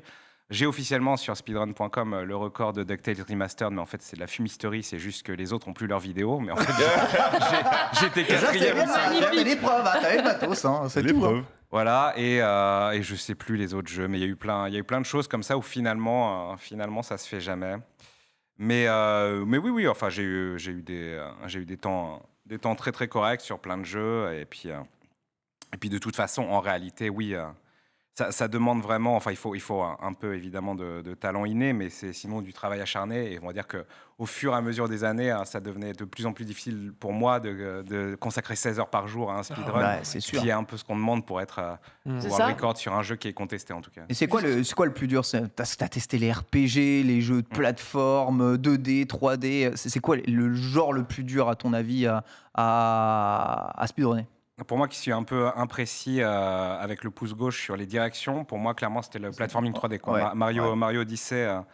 Mario Odyssey, au tout début, j'étais très correct. J'avais été premier français brièvement, etc. Et j'étais assez haut dans le classement. Et dès que c'est devenu vraiment archi compétitif et qu'il y avait vraiment des trucs extrêmement précis, très Ouais, régulièrement à ouais. mettre au stick gauche, là, j'ai commencé à plus ou moins me dire, ouais, bon. C'est un jeu, Je vais peut-être pas y jeu aller à très dur à l'infini. speedrunner aujourd'hui, Mario Odyssey. Ouais, Mario Odyssey, c'est au début, c'était 1h10, un truc du genre. Maintenant, le speedrun est à 55 minutes, un truc du genre. Et vraiment, ouais, en niveau d'exécution, c'est devenu très, très stupide. Ouais. Moi, j'ai une question, du coup, vu qu'on Ouais, parle de vas-y, record. vas-y. Je sais Zap. pas si t'as kiffé, moi, c'est un peu mon jeu de l'année pour l'instant, donc Sifu. Ah, Sifu, Et incroyable. Si ouais. t'as kiffé, est-ce que t'as essayé de faire des runs dessus en speedrun Ah, dans Sifu. ton entourage? Non, Sifu, je l'ai fait et ça me tentait justement de faire juste le défi, de le terminer à 20 ans, etc. et de faire quelques Ouais. trucs. J'ai vu, il y a plein de runs. Il y a des runs true ending sans se faire toucher, il y a des runs 20 Ouais. ans, il y a des runs où ils font exprès de commencer D'être à très vieux, 70 ouais, ans c'est plus ça. et de faire tout. Et ouais, le jeu est super adapté pour. Ouais, il est très, vraiment très bien pour ça. Il est pensé justement pour. Je vais revenir justement sur un point. Tu étais en train de nous dire j'ai plus trop le temps. Malheureusement, ce qu'il faut justement pour être speedrunner, c'est du temps. Si tu avais le temps aujourd'hui, quel jeu tu irais speedrun là actuellement? Elden Ring, probablement, je pense. Elden Ring. Ouais. Bon, c'est le jeu du moment, je l'ai adoré. Et puis les Souls, comment dire, je me suis jamais lancé dedans parce que je les trouvais très claustrophobes, ces jeux qui m'angoissaient un peu. Et Elden Ring, c'est un peu le bon milieu entre ouverture et donjon. Et puis le jeu, il a 12 000 catégories maintenant. Je pense C'est pas ça. que Ouais, ça regarde, c'est moins de 10 minutes, c'est pas ça prend pas tant de Allez. temps. Ouais, voilà, justement, la catégorie, enfin je pense qu'il y a, comme d'habitude, la catégorie la plus rapide, là, la 9%, ils vont se battre le plus possible pour avoir le temps le plus stupide, mais bon, c'est clairement la moins intéressante. Oui, dans le évidemment, terme, quoi. évidemment. Alors que la petite run no hit qu'il y a eu il y a quelques jours, pas mal. Mais justement, on va continuer un petit peu. On est en train de parler justement un peu complexité et gameplay. D'après toi, qu'est-ce qui rend un titre justement bien exploitable, assez compliqué et intéressant à Ça, speedrun? Il y a eu beaucoup de jeux de Nintendo. Nintendo, c'est beaucoup streamé et beaucoup speedrunné. Pourquoi? La popularité, hein, déjà, de toute Ouais. façon, hein, Mario, Zelda, hein, Ouais. c'est difficile de faire plus populaire. Et les jeux s'y prêtent bien. En gros, ouais, il faut comment dire, faut un gameplay pur, assez épuré, quand même quelques glitches et quelques dingueries à faire, parce que c'est vrai que si c'est juste de l'exécution sans quelques petits tricks à montrer ou des trucs très précis pour casser le jeu à rentrer, c'est un peu moins rigolo. Mais en général, bon, On speedrun ces jeux du cœur, quoi, même s'ils sont dégueulasses, quoi. C'est, À l'affinité.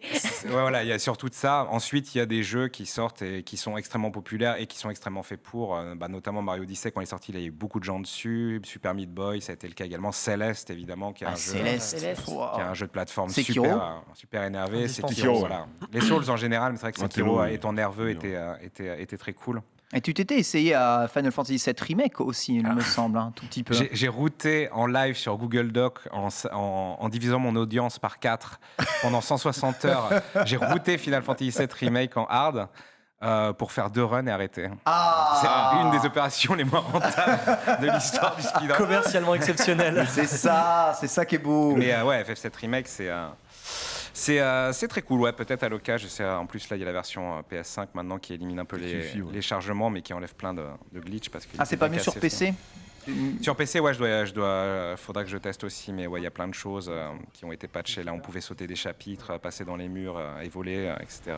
Ça, c'est parti. C'est un jeu que tu as apprécié globalement, sans parler de speedrun, hein, évidemment. Ah oui, moi j'ai adoré FF7 Remake. Ensuite, il y a tout, sans spoiler, évidemment, il y a Nomura qui fait du Nomura, mais en réalité, ouais, enfin, quand on voit la gueule qu'a FF7 à l'époque et qu'on l'a aimé, le voir avec un traitement aussi magnifique. Et puis moi, j'ai bien aimé le game system et tout. J'ai trouvé que c'était bien modernisé. Enfin, moi, j'ai vraiment aimé. FF6 Pixel, t'intéresse pas du tout? J'ai commencé, j'ai fait les 4-5 premières heures, c'est beaucoup de nostalgie, et j'ai trouvé ça assez réussi, étonnamment, ouais, c'est très cool. Les musiques les remakes de musique sont sublimes, et les sprites c'est moins horrible que les versions mobiles qu'il y avait eu, là, qui étaient cauchemardesques. C'est l'enfer. Donc là, ça va, c'est cool, ouais. Let's go. J'ai une autre question justement cette fois-ci. Je vais revenir un petit peu sur les speedruns que tu en as vu, parce que j'imagine que tu en as vu quand même pas mal. Est-ce qu'il y a un speedrun qui t'a particulièrement marqué, que tu trouves impressionnant, genre vraiment? Il n'y a rien à redire. Putain, il y en a tellement. Ah, c'est dur, hein. Commenté 70, j'ai même plus avec les events. Tellement. De tête, là, je ne saurais dire. Enfin, il y en a que j'aime beaucoup. Wind Waker, c'est vraiment un classique du genre. C'est une scène c'est une scène qui a duré des années et des années. Il y a eu tellement de. Enfin, il y a des histoires folles à raconter sur le jeu. Vraiment, c'est un speedrun qui est passé de 7-8 heures à 1 heure et quelques, etc. au fil des années. Et le barrière skip légendaire.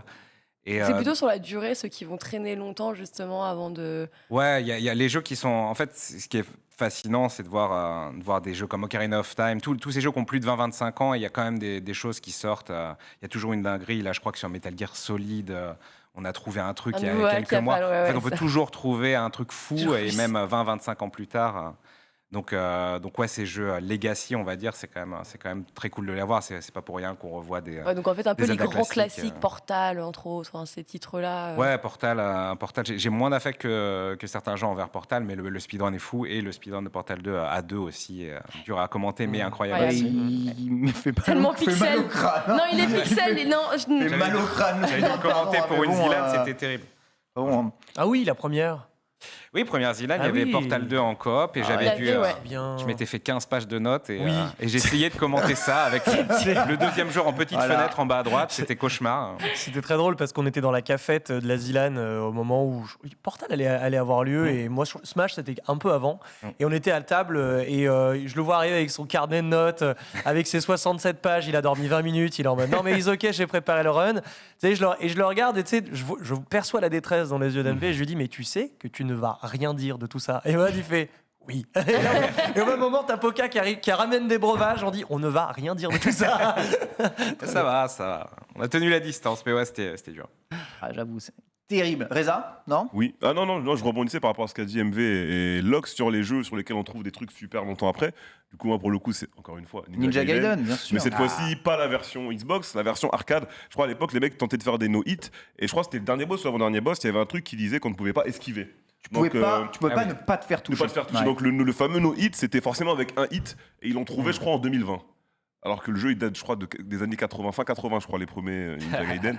Et comme tu dis, voilà, je trouve que ça, c'est assez stylé dans l'histoire de certains jeux où les mecs arrivent à trouver des trucs 18 ans plus tard, 22 ans plus tard, pour améliorer soit le speedrun, soit la no-hit run ou autre. Et ça montre que les gens ont de la caisse, quoi. Aujourd'hui, là, la dernière AGDQ a battu encore une fois son record, il me semble, à la fois de dons et plus ou moins d'audience et de rentabilité. Donc le speedrun, ça marche quand même bien encore sur Twitch. ou c'est pas non plus la discipline la plus porteuse de nos jours? Le speedrun fonctionne très bien, mais via justement les événements, c'est vrai. Ouais. Les événements caritatifs, le GDQ, c'est devenu une institution. C'est le truc sur Twitch que tu sais, 2 fois par an, tu vas y aller, quoi. Non, paradoxalement, je dirais que le speedrun de manière individuelle, en tout cas sur Twitch, il est plus discret. Enfin, on va dire qu'il y a en 2013-2014, les stars de Twitch étaient des speedrunners. C'est vrai, c'est vrai. Il y avait Narcissa à l'époque qui faisait du Wind Waker à 10 000 plus. Tu avais Seagull qui faisait du Mario 64. Cosmo, Voilà, c'est ça. Ouais. Et donc, il y avait des gros noms. Maintenant, les speedrunners qui font encore un peu d'audience, à part les runners de Soul, genre Distortion 2 qui fait des super. Et Mitch qui font des super audiences en ce moment parce qu'il y a Elden Ring. Mais sinon, c'est ceux de Souls et ceux qui sont diversifiés en faisant du let's play à côté. Donc. C'est particulier, mais par contre, le terme speedrun et le fait d'essayer d'aller vite dans les jeux, ça, c'est quelque chose qui est beaucoup plus, qui est inné maintenant. Tout le monde essaye à un moment de se donner des challenges dans les jeux. Il y a des jeux qui mettent un peu ce défi d'aller vite en avant. Donc, on va dire que l'esprit speedrun, c'est bon, c'est démocratisé, mais en termes d'audience, c'est vraiment ces événements-là, quoi.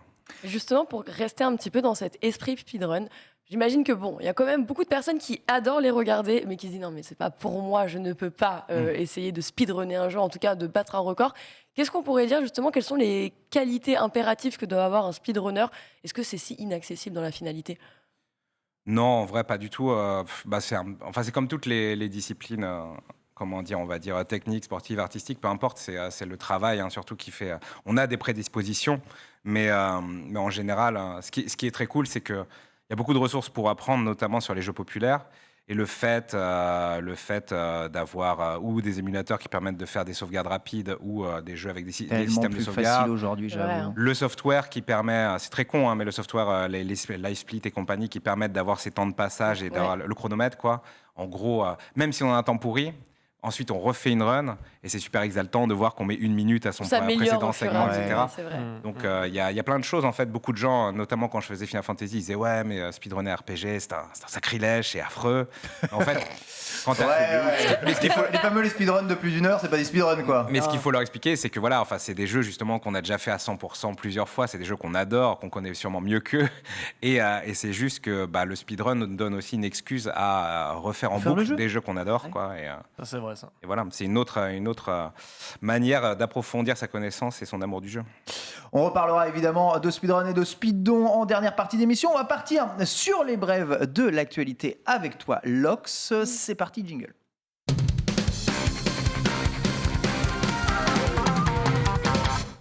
Salut évidemment Hugo Délire dans le chat, grand ami des speedrunners aussi. Oui. T'es avec nous, ça fait plaisir, en short. Comme d'habitude. Lox, on va parler un peu PSVR 2 pour commencer. Oui, on va parler du nouveau clickbait détecté aujourd'hui même. Oui, voilà. On apprend que le PSVR 2 ne sortira pas en 2022. En fait, il n'a jamais été annoncé en 2022, les gars. Ne vous faites pas avoir, attention, une fois de plus, les titres ont cliqué. Du coup, non, je vous rassure, fin février, il y a le YouTuber PSVR Without Parrows qui, du coup, nous faisait part d'un éventuel retard au niveau de la commercialisation du casque qui apparemment était attendu en 2022. C'est vous qui l'attendez en 2022. Il n'a jamais été annoncé en 2022 ce casque. Jamais.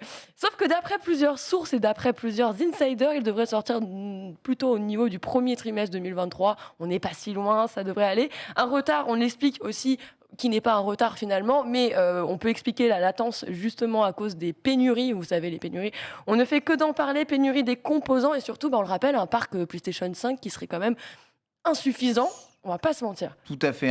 Dès qu'il y a des stocks, il y a peu de stocks. Je rappelle que ce design n'est pas du tout contractuel. Ça n'est pas le design du PSVR 2 que vous avez ici. Mais bon, c'est pour vous donner évidemment une idée de ce à quoi ça ressemble. Voilà, pas avant 2023, un premier trimestre serait... La certitude, c'est qu'on aura toujours l'air d'un con. Logique.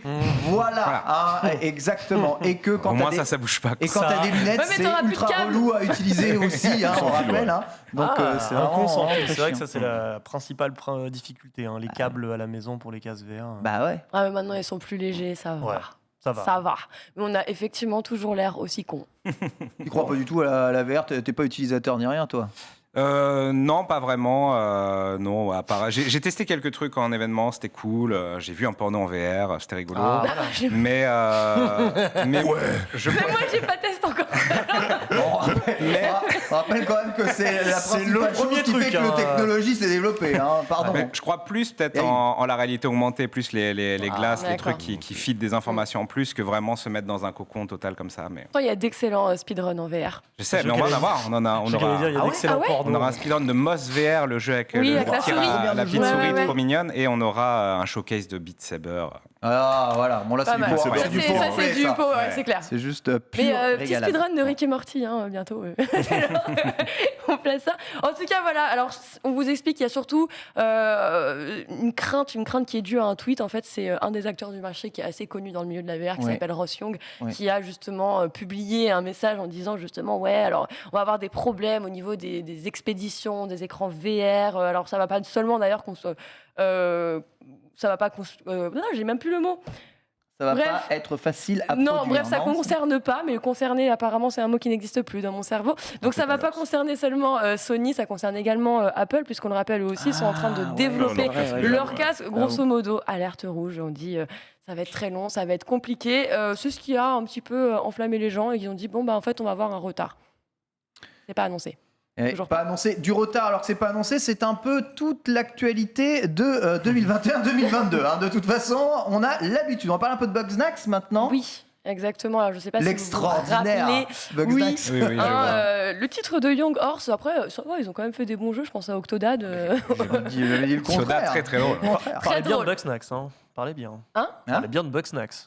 Mais on n'en dit pas de mal, on n'en on dit dit pas pas de de- mal, juste on rappelle justement que c'était l'un des titres présents lors du lancement de la PlayStation 5 C'est ça. notamment, et qui était une exclue jusqu'alors, mais bon, c'est plus du tout le cas, puisque on vient de l'apprendre, il va s'apprêter à débarquer à la fois sur Xbox, PC, sur Switch, mais aussi sur le Game Pass directement, le 28 avril prochain, avec en plus de ça une mise à jour de contenu gratuit qui s'appelle donc l'île de Big Snacks. Alors gratuit, on connaît, gratuit si Gratuit si vous on paye. achetez le jeu Bien ou sûr. si Ou vous si avez vous payé avez votre Game Pass, bien sûr. évidemment.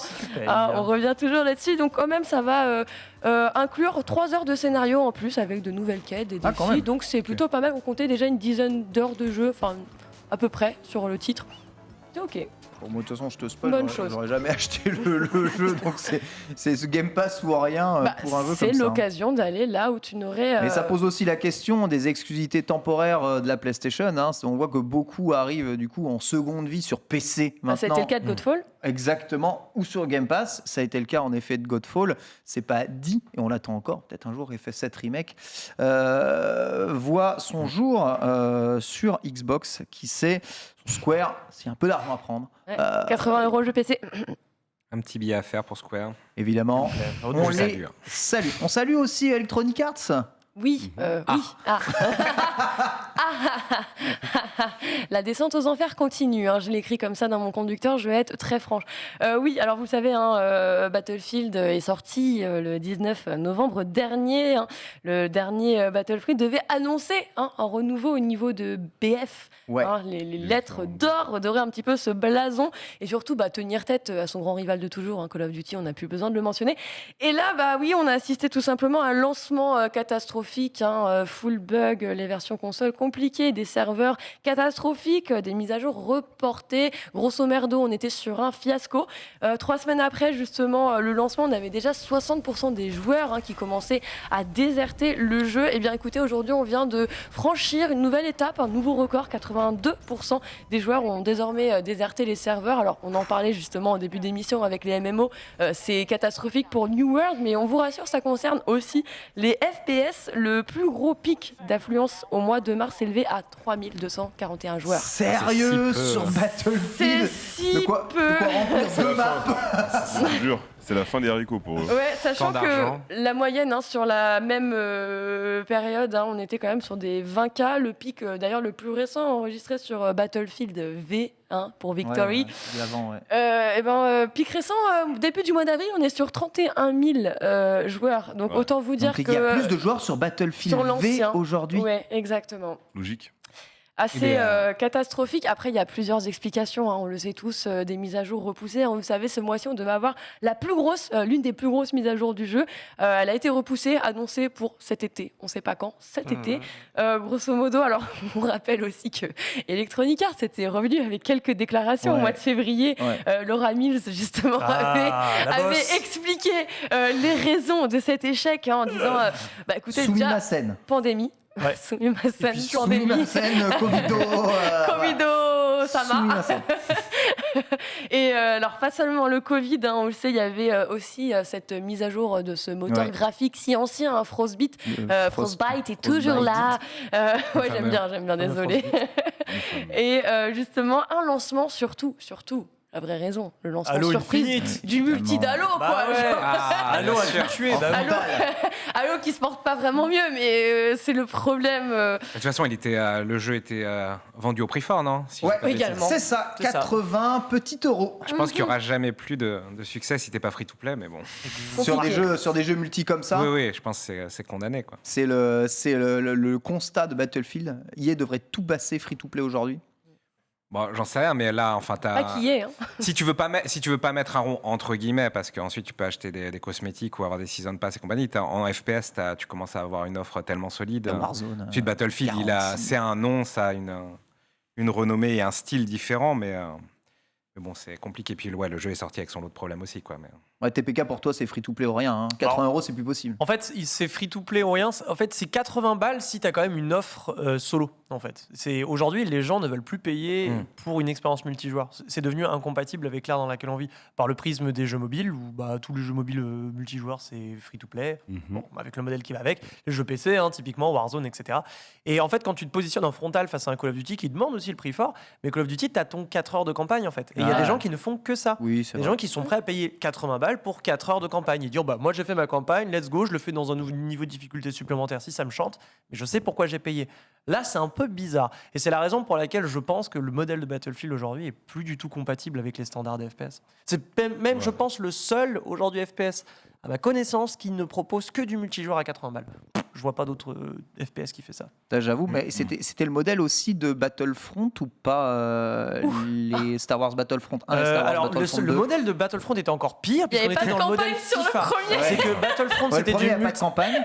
En fait, Battlefront, c'était du multijoueur pur, et t'avais un système de loot box. Donc, et c'est d'ailleurs là d'où vient, ça a été probablement l'un des jeux qui était le plus à l'initiative de ce scandale des loot box, parce que Battlefront, c'était purement de la merde. En plus, le fait que si tu jouais un héros, en fait, c'est là que tu t'amusais, parce que les troopers, tu t'amusais pas. En fait, t'avais Dark Vador qui passait comme ça.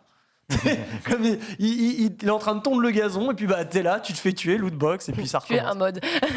Non mais clairement, et ils avaient justement quand même bien essayé de rectifier le tir, c'est-à-dire que on est passé de pay to win à on vous met, alors je sais plus, c'était plusieurs centaines d'heures, ce qui a encore plus fait hurler les gens, mais vous foutez de notre gueule en fait. Pour débloquer le contenu, bon c'est Electronic Arts, c'est jamais les premiers, en tout cas sur les tentatives de Zoulout intégrale, mais c'est pas les seuls. Évidemment, le peuple a parlé.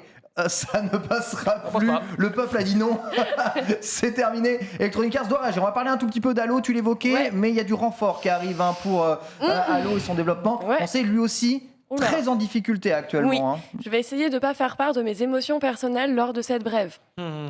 Je lis juste mon texte. Non, je lis juste mon texte, je vous promets. De façon robotique, s'il te plaît. Je lis de façon robotique. Alors, bonne nouvelle, certaines Affinity arrivent en renfort sur Halo. Le studio basé à Austin, au Texas, on le rappelle, arrive pour prêter moins forte et profite justement pour approfondir un peu sa relation avec 343 Industries. On le rappelle, c'est quand même un studio qui travaille depuis 15 ans avec la licence. Donc, autant vous dire qu'ils la connaissent plutôt pas trop mal. En janvier, justement, on avait des nouvelles de Windows Central qui avaient déclaré que ils avaient donc... grosso modo, ils allaient arriver en renfort, c'était déjà annoncé qu'ils allaient travailler sur un nouveau mode de jeu, puisque comme vous l'avez vu, malheureusement le jeu est sorti en kit. Non, excusez-moi, je sors de mon texte, je retourne dedans. La décision de Microsoft de confier certaines tâches justement aux développeurs n'est pas surprenante, comme on le disait.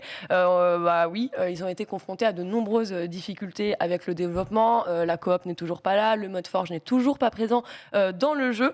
Du coup, c'est plutôt une bonne chose, mais on commence à se dire que justement, du côté de chez certaines Affinity, on a beaucoup de projets projet, puisqu'on le rappelle, Xbox a comme projet aussi d'aller développer ce futur Monster Hunter-like Tout à fait. qui arrive, et c'est eux qui sont C'est eux qui sont chargés justement en effet de ce Monster Hunter-like. Donc là ils sont en renfort C'est sur ça. Halo. Et ça recrute énormément justement pour développer ce futur AAA d'après Jeff Grubb.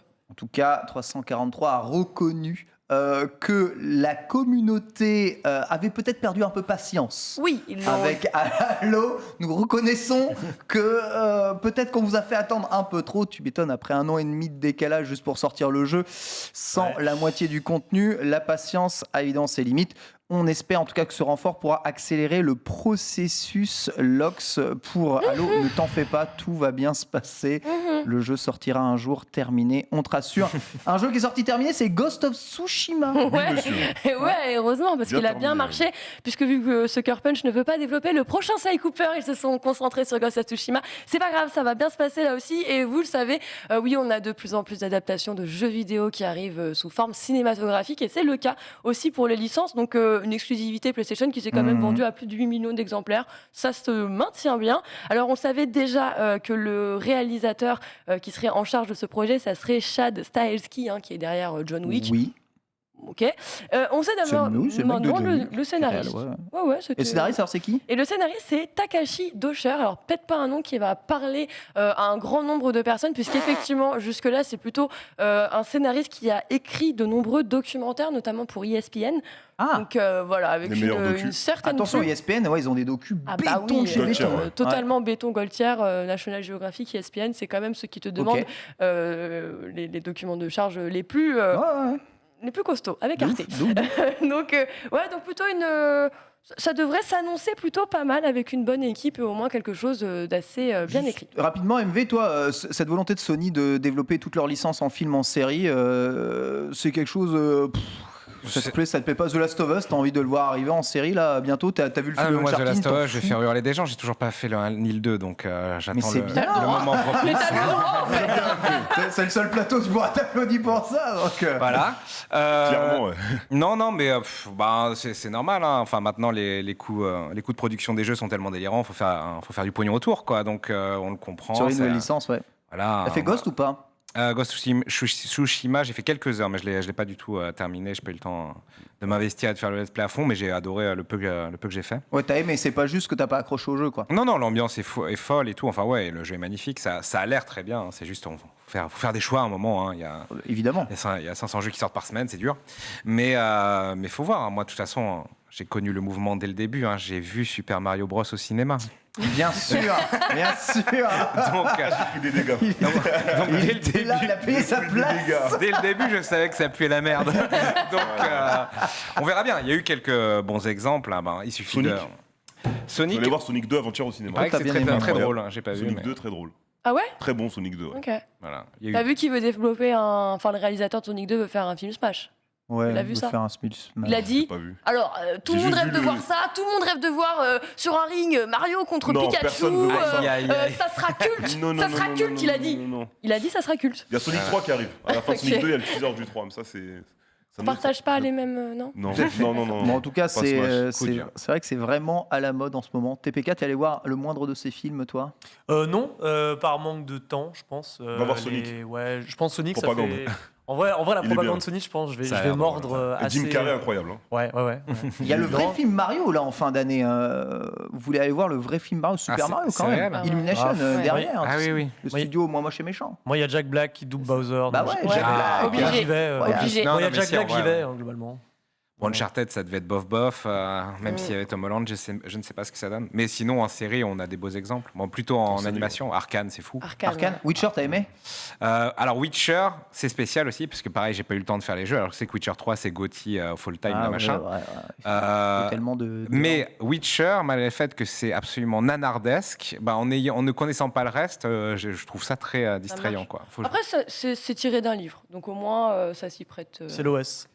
En vrai, ça suffit. Ils connaissent bien l'exercice, ça va. La bonne- C'est l'OS de Écoute, fou. j'ai l'impression que vraiment, celui qui réussit le mieux l'exercice pour le moment, c'est Arcane. Arcane. Mais c'est fortiche, c'est Arcane, français, c'est normal. C'est Franchement, Sonic, monsieur. très, Non. très, très, très fort. Vous n'avez pas vu les chiffres. Hein. On Ah. parle pas de Netflix là. Ouais. On regarde le box-office de Sonic 2, tu vas avoir peur. Commence pas Ah la ouais, pro. ouais. Ah, Commence non, pas, c'est ça pas mal cartonne, joué, ça ça cartonne. cartonne. Cartonne C'est ouf. vrai qu'il cartonne. Carton ouf, mais c'est une licence plus populaire aux États-Unis Sonic que Mario. Que Mario. Ouais, et que Pokémon. Plus que Que Pokémon. le truc de fou. Ah, c'est un peu un skater boy, Sonic, quoi. Bah ouais. Et je suis désolé, dans Sonic, Il il y a reste. quand même un lore développé. Parce que là, tout à l'heure, tu parlais de Mario au cinéma. Ouais. J'ai fait les Mario, mais Mario, à part sauver... Non, tu peux pas dire ça. à part Non, on va sauver arrêter Peach, ça parce que j'avais sinon. plus Allez, de on va savoir. parler de la On va Chine. plus de temps, mais le lore de Mario. Ouais. attention. T'inquiète pas, Ken. On va là, ça parler- va bien, hein. Il y a- il y a On va touché- Touchez le point sensible, les gars. Ah, parlons de la On va Chine. parler de la Chine, les Dans gars. la Chine, un endroit où Mario n'a pas le droit d'exister, même s'il est habillé en rouge. C'est la Chine, bien entendu. Oui, mais bonne nouvelle puisque ça y est, c'est officiel. Après 9 mois de gel justement pour les approbations de jeux vidéo, ça y est, c'est officiellement fini.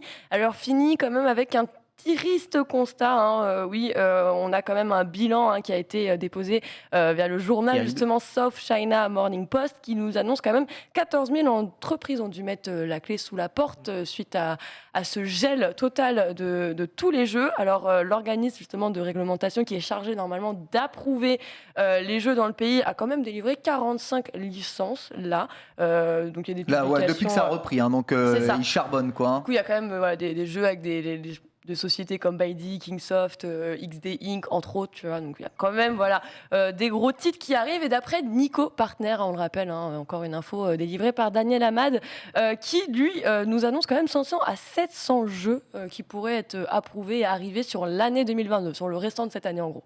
Je rappelle que les joueurs de moins de 18 ans n'ont toujours le droit que de jouer 3 heures par semaine. 1 heure le vendredi, 1 heure le samedi, 1 heure le dimanche, de 20h à 21h. Non, Ça pourrait faire un bon planning de stream tu vois, pour te réguler.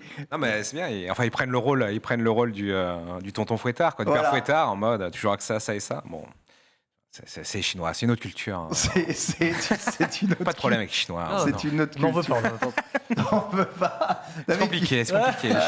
T'as vécu en Chine, toi, TPK un peu, 5 hein. ans, ouais. On Ah ouais. n'a pas de problème, on n'a pas de problème. Non problème. Pas de problème. Tout va bien. Moi, j'ai eu des troisième personnes sur la ligne téléphonique. hein. Ça m'est arrivé.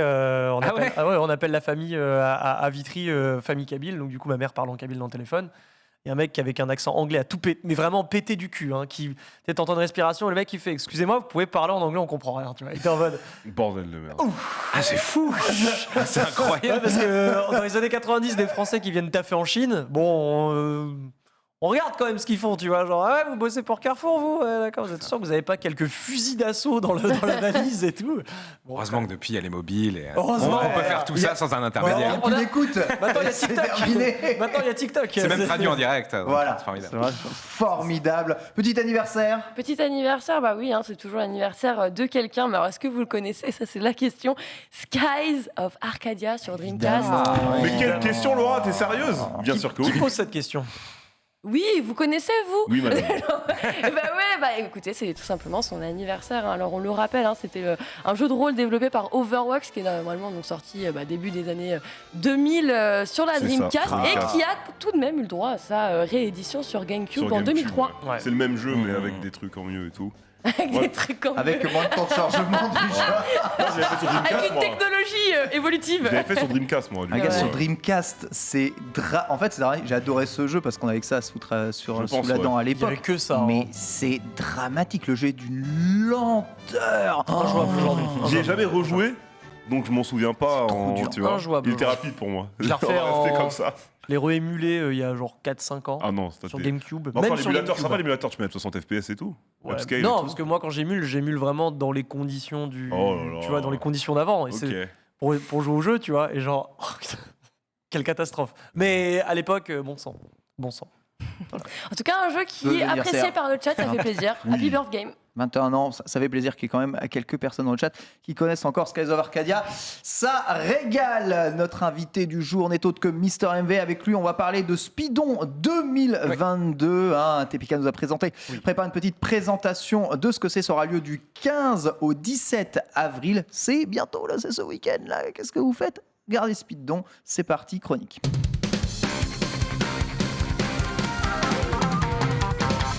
Alors TBK, qu'est-ce que c'est exactement Speedon? On peut rappeler évidemment Mister MV sous contrôle juste ici, les précédentes éditions, le succès, le speedrun au centre des débats pendant tout un week-end. Pendant tout un week-end, c'est le mot en fait, ça fait partie de ces nouveaux événements de marathon caritatif. Alors je dis nouveau, ça fait 10 ans que ça existe dans le prisme de la GDQ. Hein. Ouais. Ça s'appelait pas comme ça avant, c'était à la PAX vite fait. Mais aujourd'hui, on a pas mal de marathons qui existent dans l'univers du speedrun. La France a un attachement tout particulier avec le speedrun. T'en parlais MV tout à l'heure avec les Rostream de l'époque qui ont donné naissance à cette fabuleuse chose qu'est le French Rostream. Donc Speedon, c'est un marathon assez extraordinaire. Hein, qui va commencer vendredi soir, qui va terminer dimanche soir de fait. Tout à fait. 2 jours de speedrun à non plus savoir qu'en foutre sur des jeux divers et variés. Tu l'as dit, ça sera ce week-end-là, mais il y a eu une édition de Speedon l'année dernière. C'était la première de Speedon qui avait été décalée, tu l'as dit, pour cause de Covid. C'était le 8 mars 2021, donc on est un petit peu plus en avant. Là, on voit une run que j'avais adorée sur un de mes jeux du cœur, de l'amour, de l'absolu. Versus sur Doom. Sur Final Doom, Doom, voilà, sur Final Doom qui est un des jeux exceptionnels. Jouez-y. On est sur un modèle, si vous ne connaissez pas les marathons de speedrun, on est sur un modèle de run qui se succède sur des jeux différents. Le but, c'est de ramasser un maximum d'argent. Cet argent va pour une association, c'est Médecins du Monde, qui est l'association choisie déjà depuis l'année dernière, donc c'est la même cette année, si je ne dis pas de bêtises. Tout simplement parce que c'est un peu leur événement, c'est pas vraiment le mien. D'accord, On parlait des détails, mais en gros, Ouais. c'est beaucoup d'ONG en fait, suite à des succès style The Event, vont voir des agences et des gens pour essayer de faire quelque chose, et plutôt que de leur proposer une soirée entre influenceurs ou un truc du genre, j'aurais dit écoutez, moi je viens du speedrun, essayons plutôt de partir là-dessus, il y a moyen de faire un truc bien. Ça leur parle quand même quand tu apportes le sujet du speedrun, un marathon caritatif de speedrun à une ONG? Oui, eux étaient assez ouverts. Donc, l'idée passée, c'est vrai qu'au début, quand ces gens-là maîtrisent moins le truc, ils se disent, nous, ils imaginent une soirée de gala, un petit peu ce qu'on connaît dans le caritatif. Donc, j'en sais rien. Tu vois, ils imaginent un plateau avec Gotaga, Zerator, Amine, ce que tu veux. Mais donc là, je leur ai vendu plutôt un marathon de contenu plutôt que de contenant. Et finalement, ensuite, tu leur montres les chiffres des Games Done Quick. Tu leur dis, détendez-vous, il y a moyen de faire un truc bien. Ah ouais. Voilà, mais non, ils ont été très enthousiastes. Et en plus, sur place, ils ont adoré la première édition. Donc, c'est cool. Une première édition avec un succès certain, puisque c'était 614 000 € récoltés en l'espace de 48 heures. Vous dire à quel point c'est ouf, pour vous donner un ordre de grandeur. Pour vous donner un ordre de grandeur, la GDQ, qui est le marathon américain, lui, sur une semaine, va récolter aux alentours de 3 millions de dollars. Rendez-vous compte, on fait un peu plus d'un demi-million d'euros en 48 heures en France. Vous dire à quel point c'est engagé et à quel point cette communauté répond à l'appel. Alors, qu'est-ce qu'on retrouve comme jeu, parce qu'il y a de fortes chances qu'il y ait des jeux auxquels vous avez joué chez vous. Voilà, alors Sifu, je ne crois pas avoir vu une de Sifu dans le planning sorti trop tard. Ouais, malheureusement. Dommage. Il faut le temps que t'as fait quand même. L'année prochaine. C'est ça, donc on pourra croiser des jeux comme l'année dernière. Typiquement, l'année dernière, vous aviez pu croiser du Wind Waker, du Sekiro, du Mario Maker 2. Il y en a pour évidemment tous les goûts, mais aussi des jeux complètement pétés et des jeux inconnus. C'est aussi ça l'intérêt de Speedon et de ses marathons, c'est de se remémorer ces jeux dont tout le monde se... merci. Putain, c'est ton jeu, Reza, t'as vu, c'est le joué avant l'heure. Le Dark Souls du gazon. Pas du tout. M'arrête, c'est trop le feu. Des jeux complètement pétés, mais c'est aussi ça l'occasion du speedrun, c'est de montrer des jeux qui n'existent qu'une fois par an avec des communautés plus ou moins dévouées. Voilà des runs sur Lone Mower, un jeu, un jeu qui existe. Qui a mais c'est trop bien. Bien sûr. Les licences. Moi, par exemple, mon bloc préféré à la GDQ, c'est Lawful Games Done Quick. C'est vraiment les jeux les plus merdiques du monde. René, c'est toujours un truc exceptionnel. Bref. Si on a plus de jours à l'avenir, on aura sûrement un bloc de genre. Mais... Ça, je signe tous les jours. Va falloir signer. Ça, oui, c'est ça, mais il faut le temps. Mais c'est militaire maintenant, Games Done Quick. Faire un event d'une semaine en termes de mobilisation de personnes, de coûts de location, de technique et tout, c'est délirant. Tu l'avais fait une fois. J'étais allé au Summer Games Done Quick 2014, tout à fait, avec Lufthansa qui avait perdu ma valise. C'était une aventure de fou. Oh, les bons souvenirs. Mais du coup, j'ai pu découvrir le Walmart où pour 80 balles, j'avais 2 jeans, des chaussettes des futes pour une semaine, 12 000 trucs. C'est beau les États-Unis. Des jeans Levi's. C'est pour ça, ça coûte rien les États-Unis. Land of the Free. C'est ça, Land of the Free. Mais ouais, c'est particulier. C'est vraiment, tu vis une semaine dans un convention center et tu vois pas le jour, mais c'était très très cool. Les gens étaient adorables. Là, tu fais confiance qu'à des speedrunners français pour cet événement, ou on a des Européens qui viennent aussi? C'était ouvert à tous. Ensuite, l'année dernière, le Covid a compliqué les choses. Là encore, en vrai, donc là, en termes de gens qui viennent de l'étranger, on a un Belge, un Allemand, mais c'est tout, en vrai, je crois. C'est peut-être une bêtise.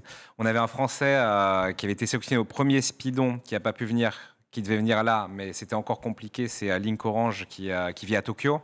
Donc, dans un premier temps, c'était pour la quarantaine au retour que c'était compliqué.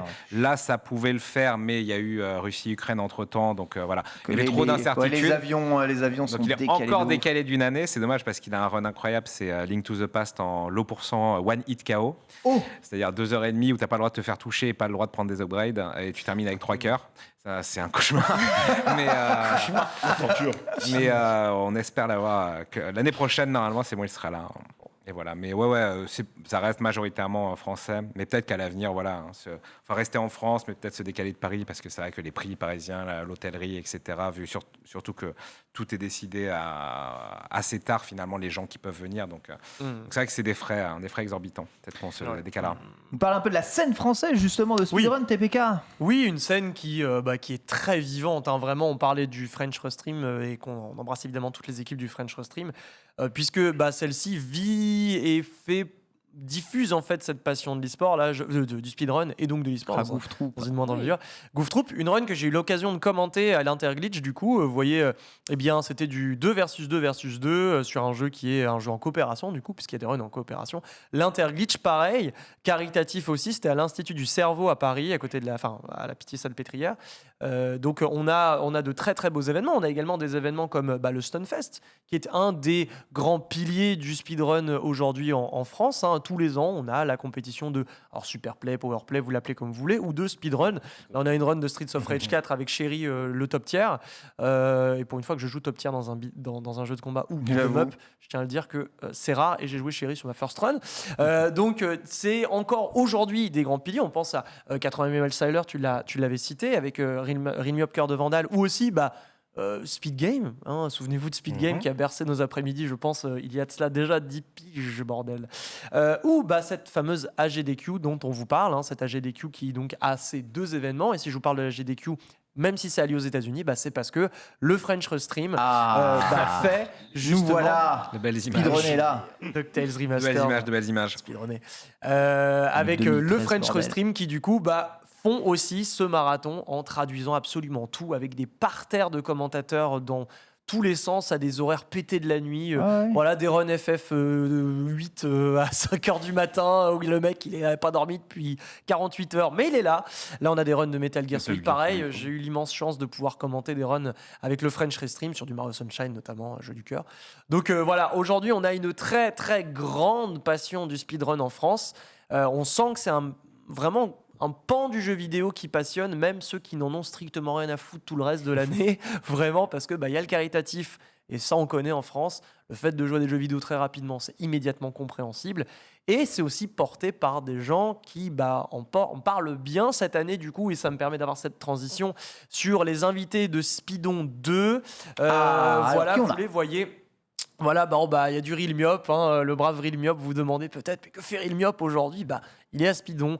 Notre cher Dame qui a d'ailleurs commenté la Zilan avec toi. Tout à fait. MV cette année encore. On a du Yamato, toujours dans les bons coups, Zerator, du Chachamax, du Lynx. Yamato qui alternera entre Régie et... évidemment, son habitude. Très peu dormir. La Régie Gozu et le speedrun. Son habitude. C'est ça les vrais hommes Il est à tout infini, faire. Yamato. Comment son habitude, l'homme à tout faire, Yamato.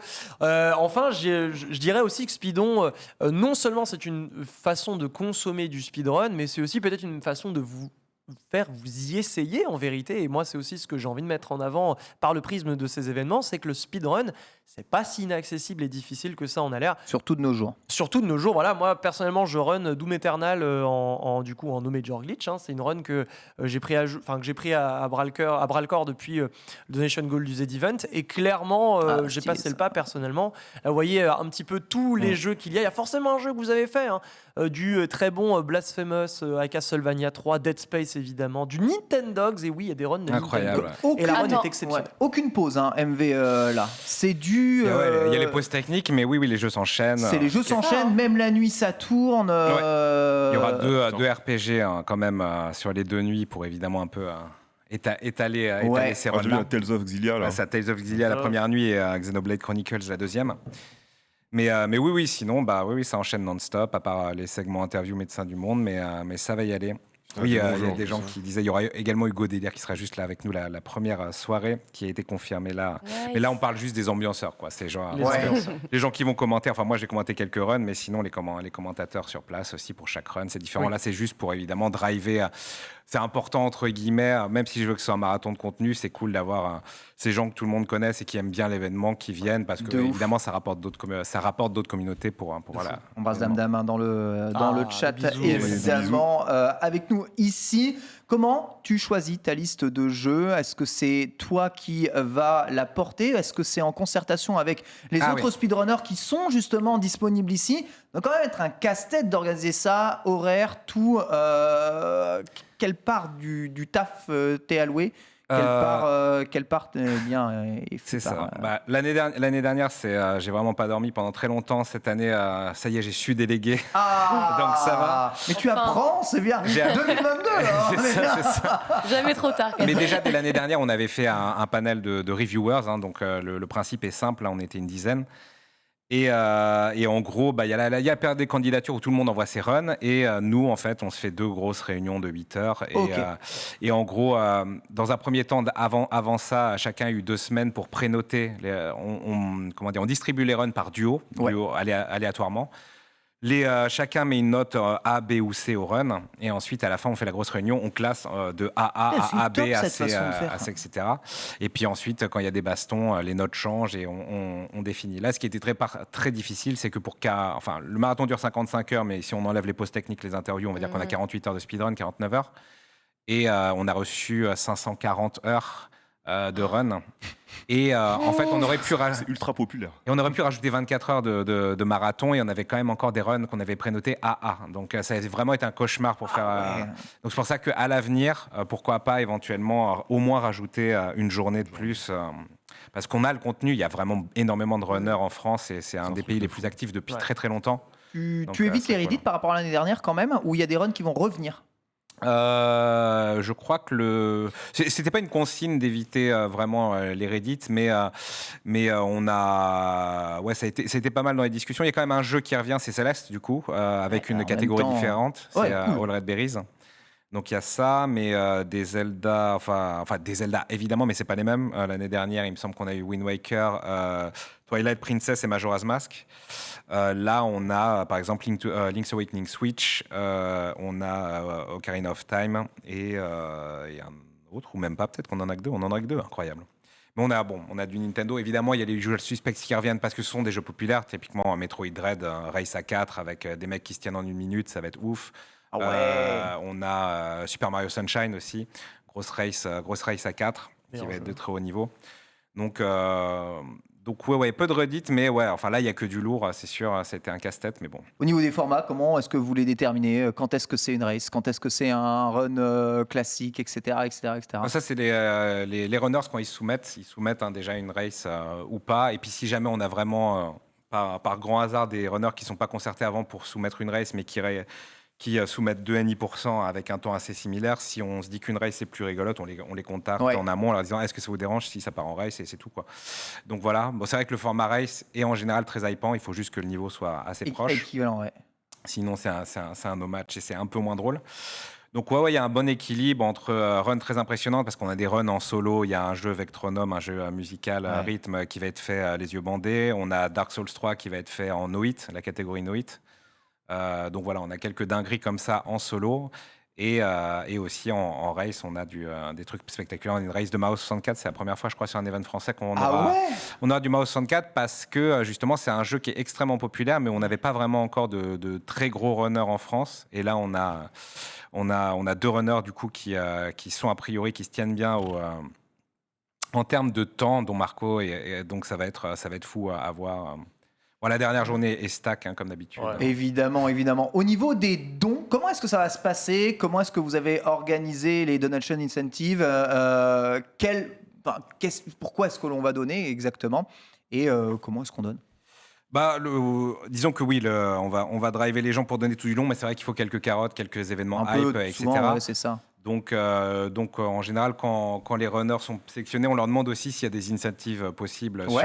sur leur jeu. C'est-à-dire, est-ce que tu peux faire une exhibition de glitch à la fin? Est-ce qu'il y a un truc marrant que tu peux... Ah, vous avez un peu de powerplay quand même Voilà, glissé c'est ça. ici, cool. Voir un petit peu ce qu'on peut faire. Ensuite, il y a des trucs qui sont gratuits à rajouter, entre guillemets, et qui peuvent générer pas mal de carottes au don, on va dire gentiment, c'est-à-dire typiquement les noms de sauvegarde sur des Zelda, sur des Souls et compagnie, le nom de Link, etc.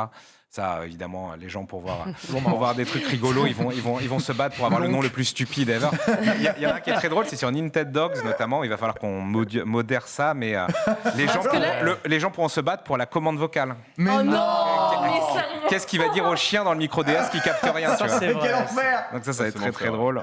Pécresse, hop, il s'assoit. Il y aura beaucoup de memes, quoi. C'est la bataille des memes en général, ce truc-là. Donc ça va être très drôle. Mais ouais. on aura quelques trucs chers. Parce que on avait mis les incentives à pas très cher l'année dernière. Elles ont été explosées en 2 frames. Donc après, heureusement, on avait des runners sur place qui faisaient des dingueries. Donc on a mis le run iconique de Mario Bros en 5 minutes, très très cher, et il a été mis. Là, on a un truc sur Céleste qu'on va mettre. J'ai défini le prix là, ça va être assez cher, mais ça va faire un beau moment de hype. De toute façon, voilà, enfin, quoi qu'il arrive, les gens donneront. C'est juste que oui, en général, ça permet de créer quelques tunnels de hype, même si, comme tous les événements caritatifs, le plus gros des dons sera toujours fait en général au début, à la fin, Ouais. et peut-être lors des interventions de Médecins du Monde. Il y a un peu de merch derrière pour ce speedon? Oui, on avait 2. Ah oui, je l'ai pas mis aujourd'hui. Il est au lavage. Il est au lavage. Je les avais à la Zilab, c'est pour ça. Mais oui, on avait 2 designs de t-shirts très très beaux l'année dernière, et exceptionnellement, donc on en a qu'un cette année parce que ça coûte moins cher à la production. Enfin, Ouais. ça permet de faire une meilleure marge pour Médecins du Monde. Mais le modèle est super, c'est encore C'est Zo, Zo. Le fameux Zo, présent depuis live. Évidemment. Qui a fait le design, et ouais, c'est une magnifique mosaïque de perso avec le logo Speedon, le logo de Médecins du Monde, et ça va partir. Ça régale. Je vous rappelle, Speedon 2022, c'est du 15 au 17 avril. Tout sur ta chaîne, c'est ça? Ouais, à l'avenir, j'espère qu'on aura la chaîne propriétaire. Moi, de toute façon, pareil, je pense qu'à un moment, je vais dire, allez, envolez-vous. Allez-y. Parce que, comme je dis, c'est pas mon événement. C'est cool que entre guillemets, que ça se passe chez moi pour juste l'appel d'air de 750 000 followers. Voilà, mais je pense que voilà, si l'event, il a déjà fait 600 000, là, il va bien être au centre de la carte. Ensuite, il pourra voler de ses propres ailes, même si c'est pas évident d'utiliser une chaîne 1 fois par an, 2 fois par an, pour que justement elle soit vraiment fidélisée, quoi. Tout à fait. Merci beaucoup, Mister MV, d'avoir été avec nous. Merci TPK, merci Reza, Merci à Pacal. merci Merci à Lox, vous. merci à vous toutes et à vous tous de nous avoir suivis. Tout de suite, eh bien, on s'envole vers. J'y vais les deux avec Panta. J'y vais les deux avec Manta, bien sûr. Allez. J'y vais. Sûr. Bisous à tous, à demain.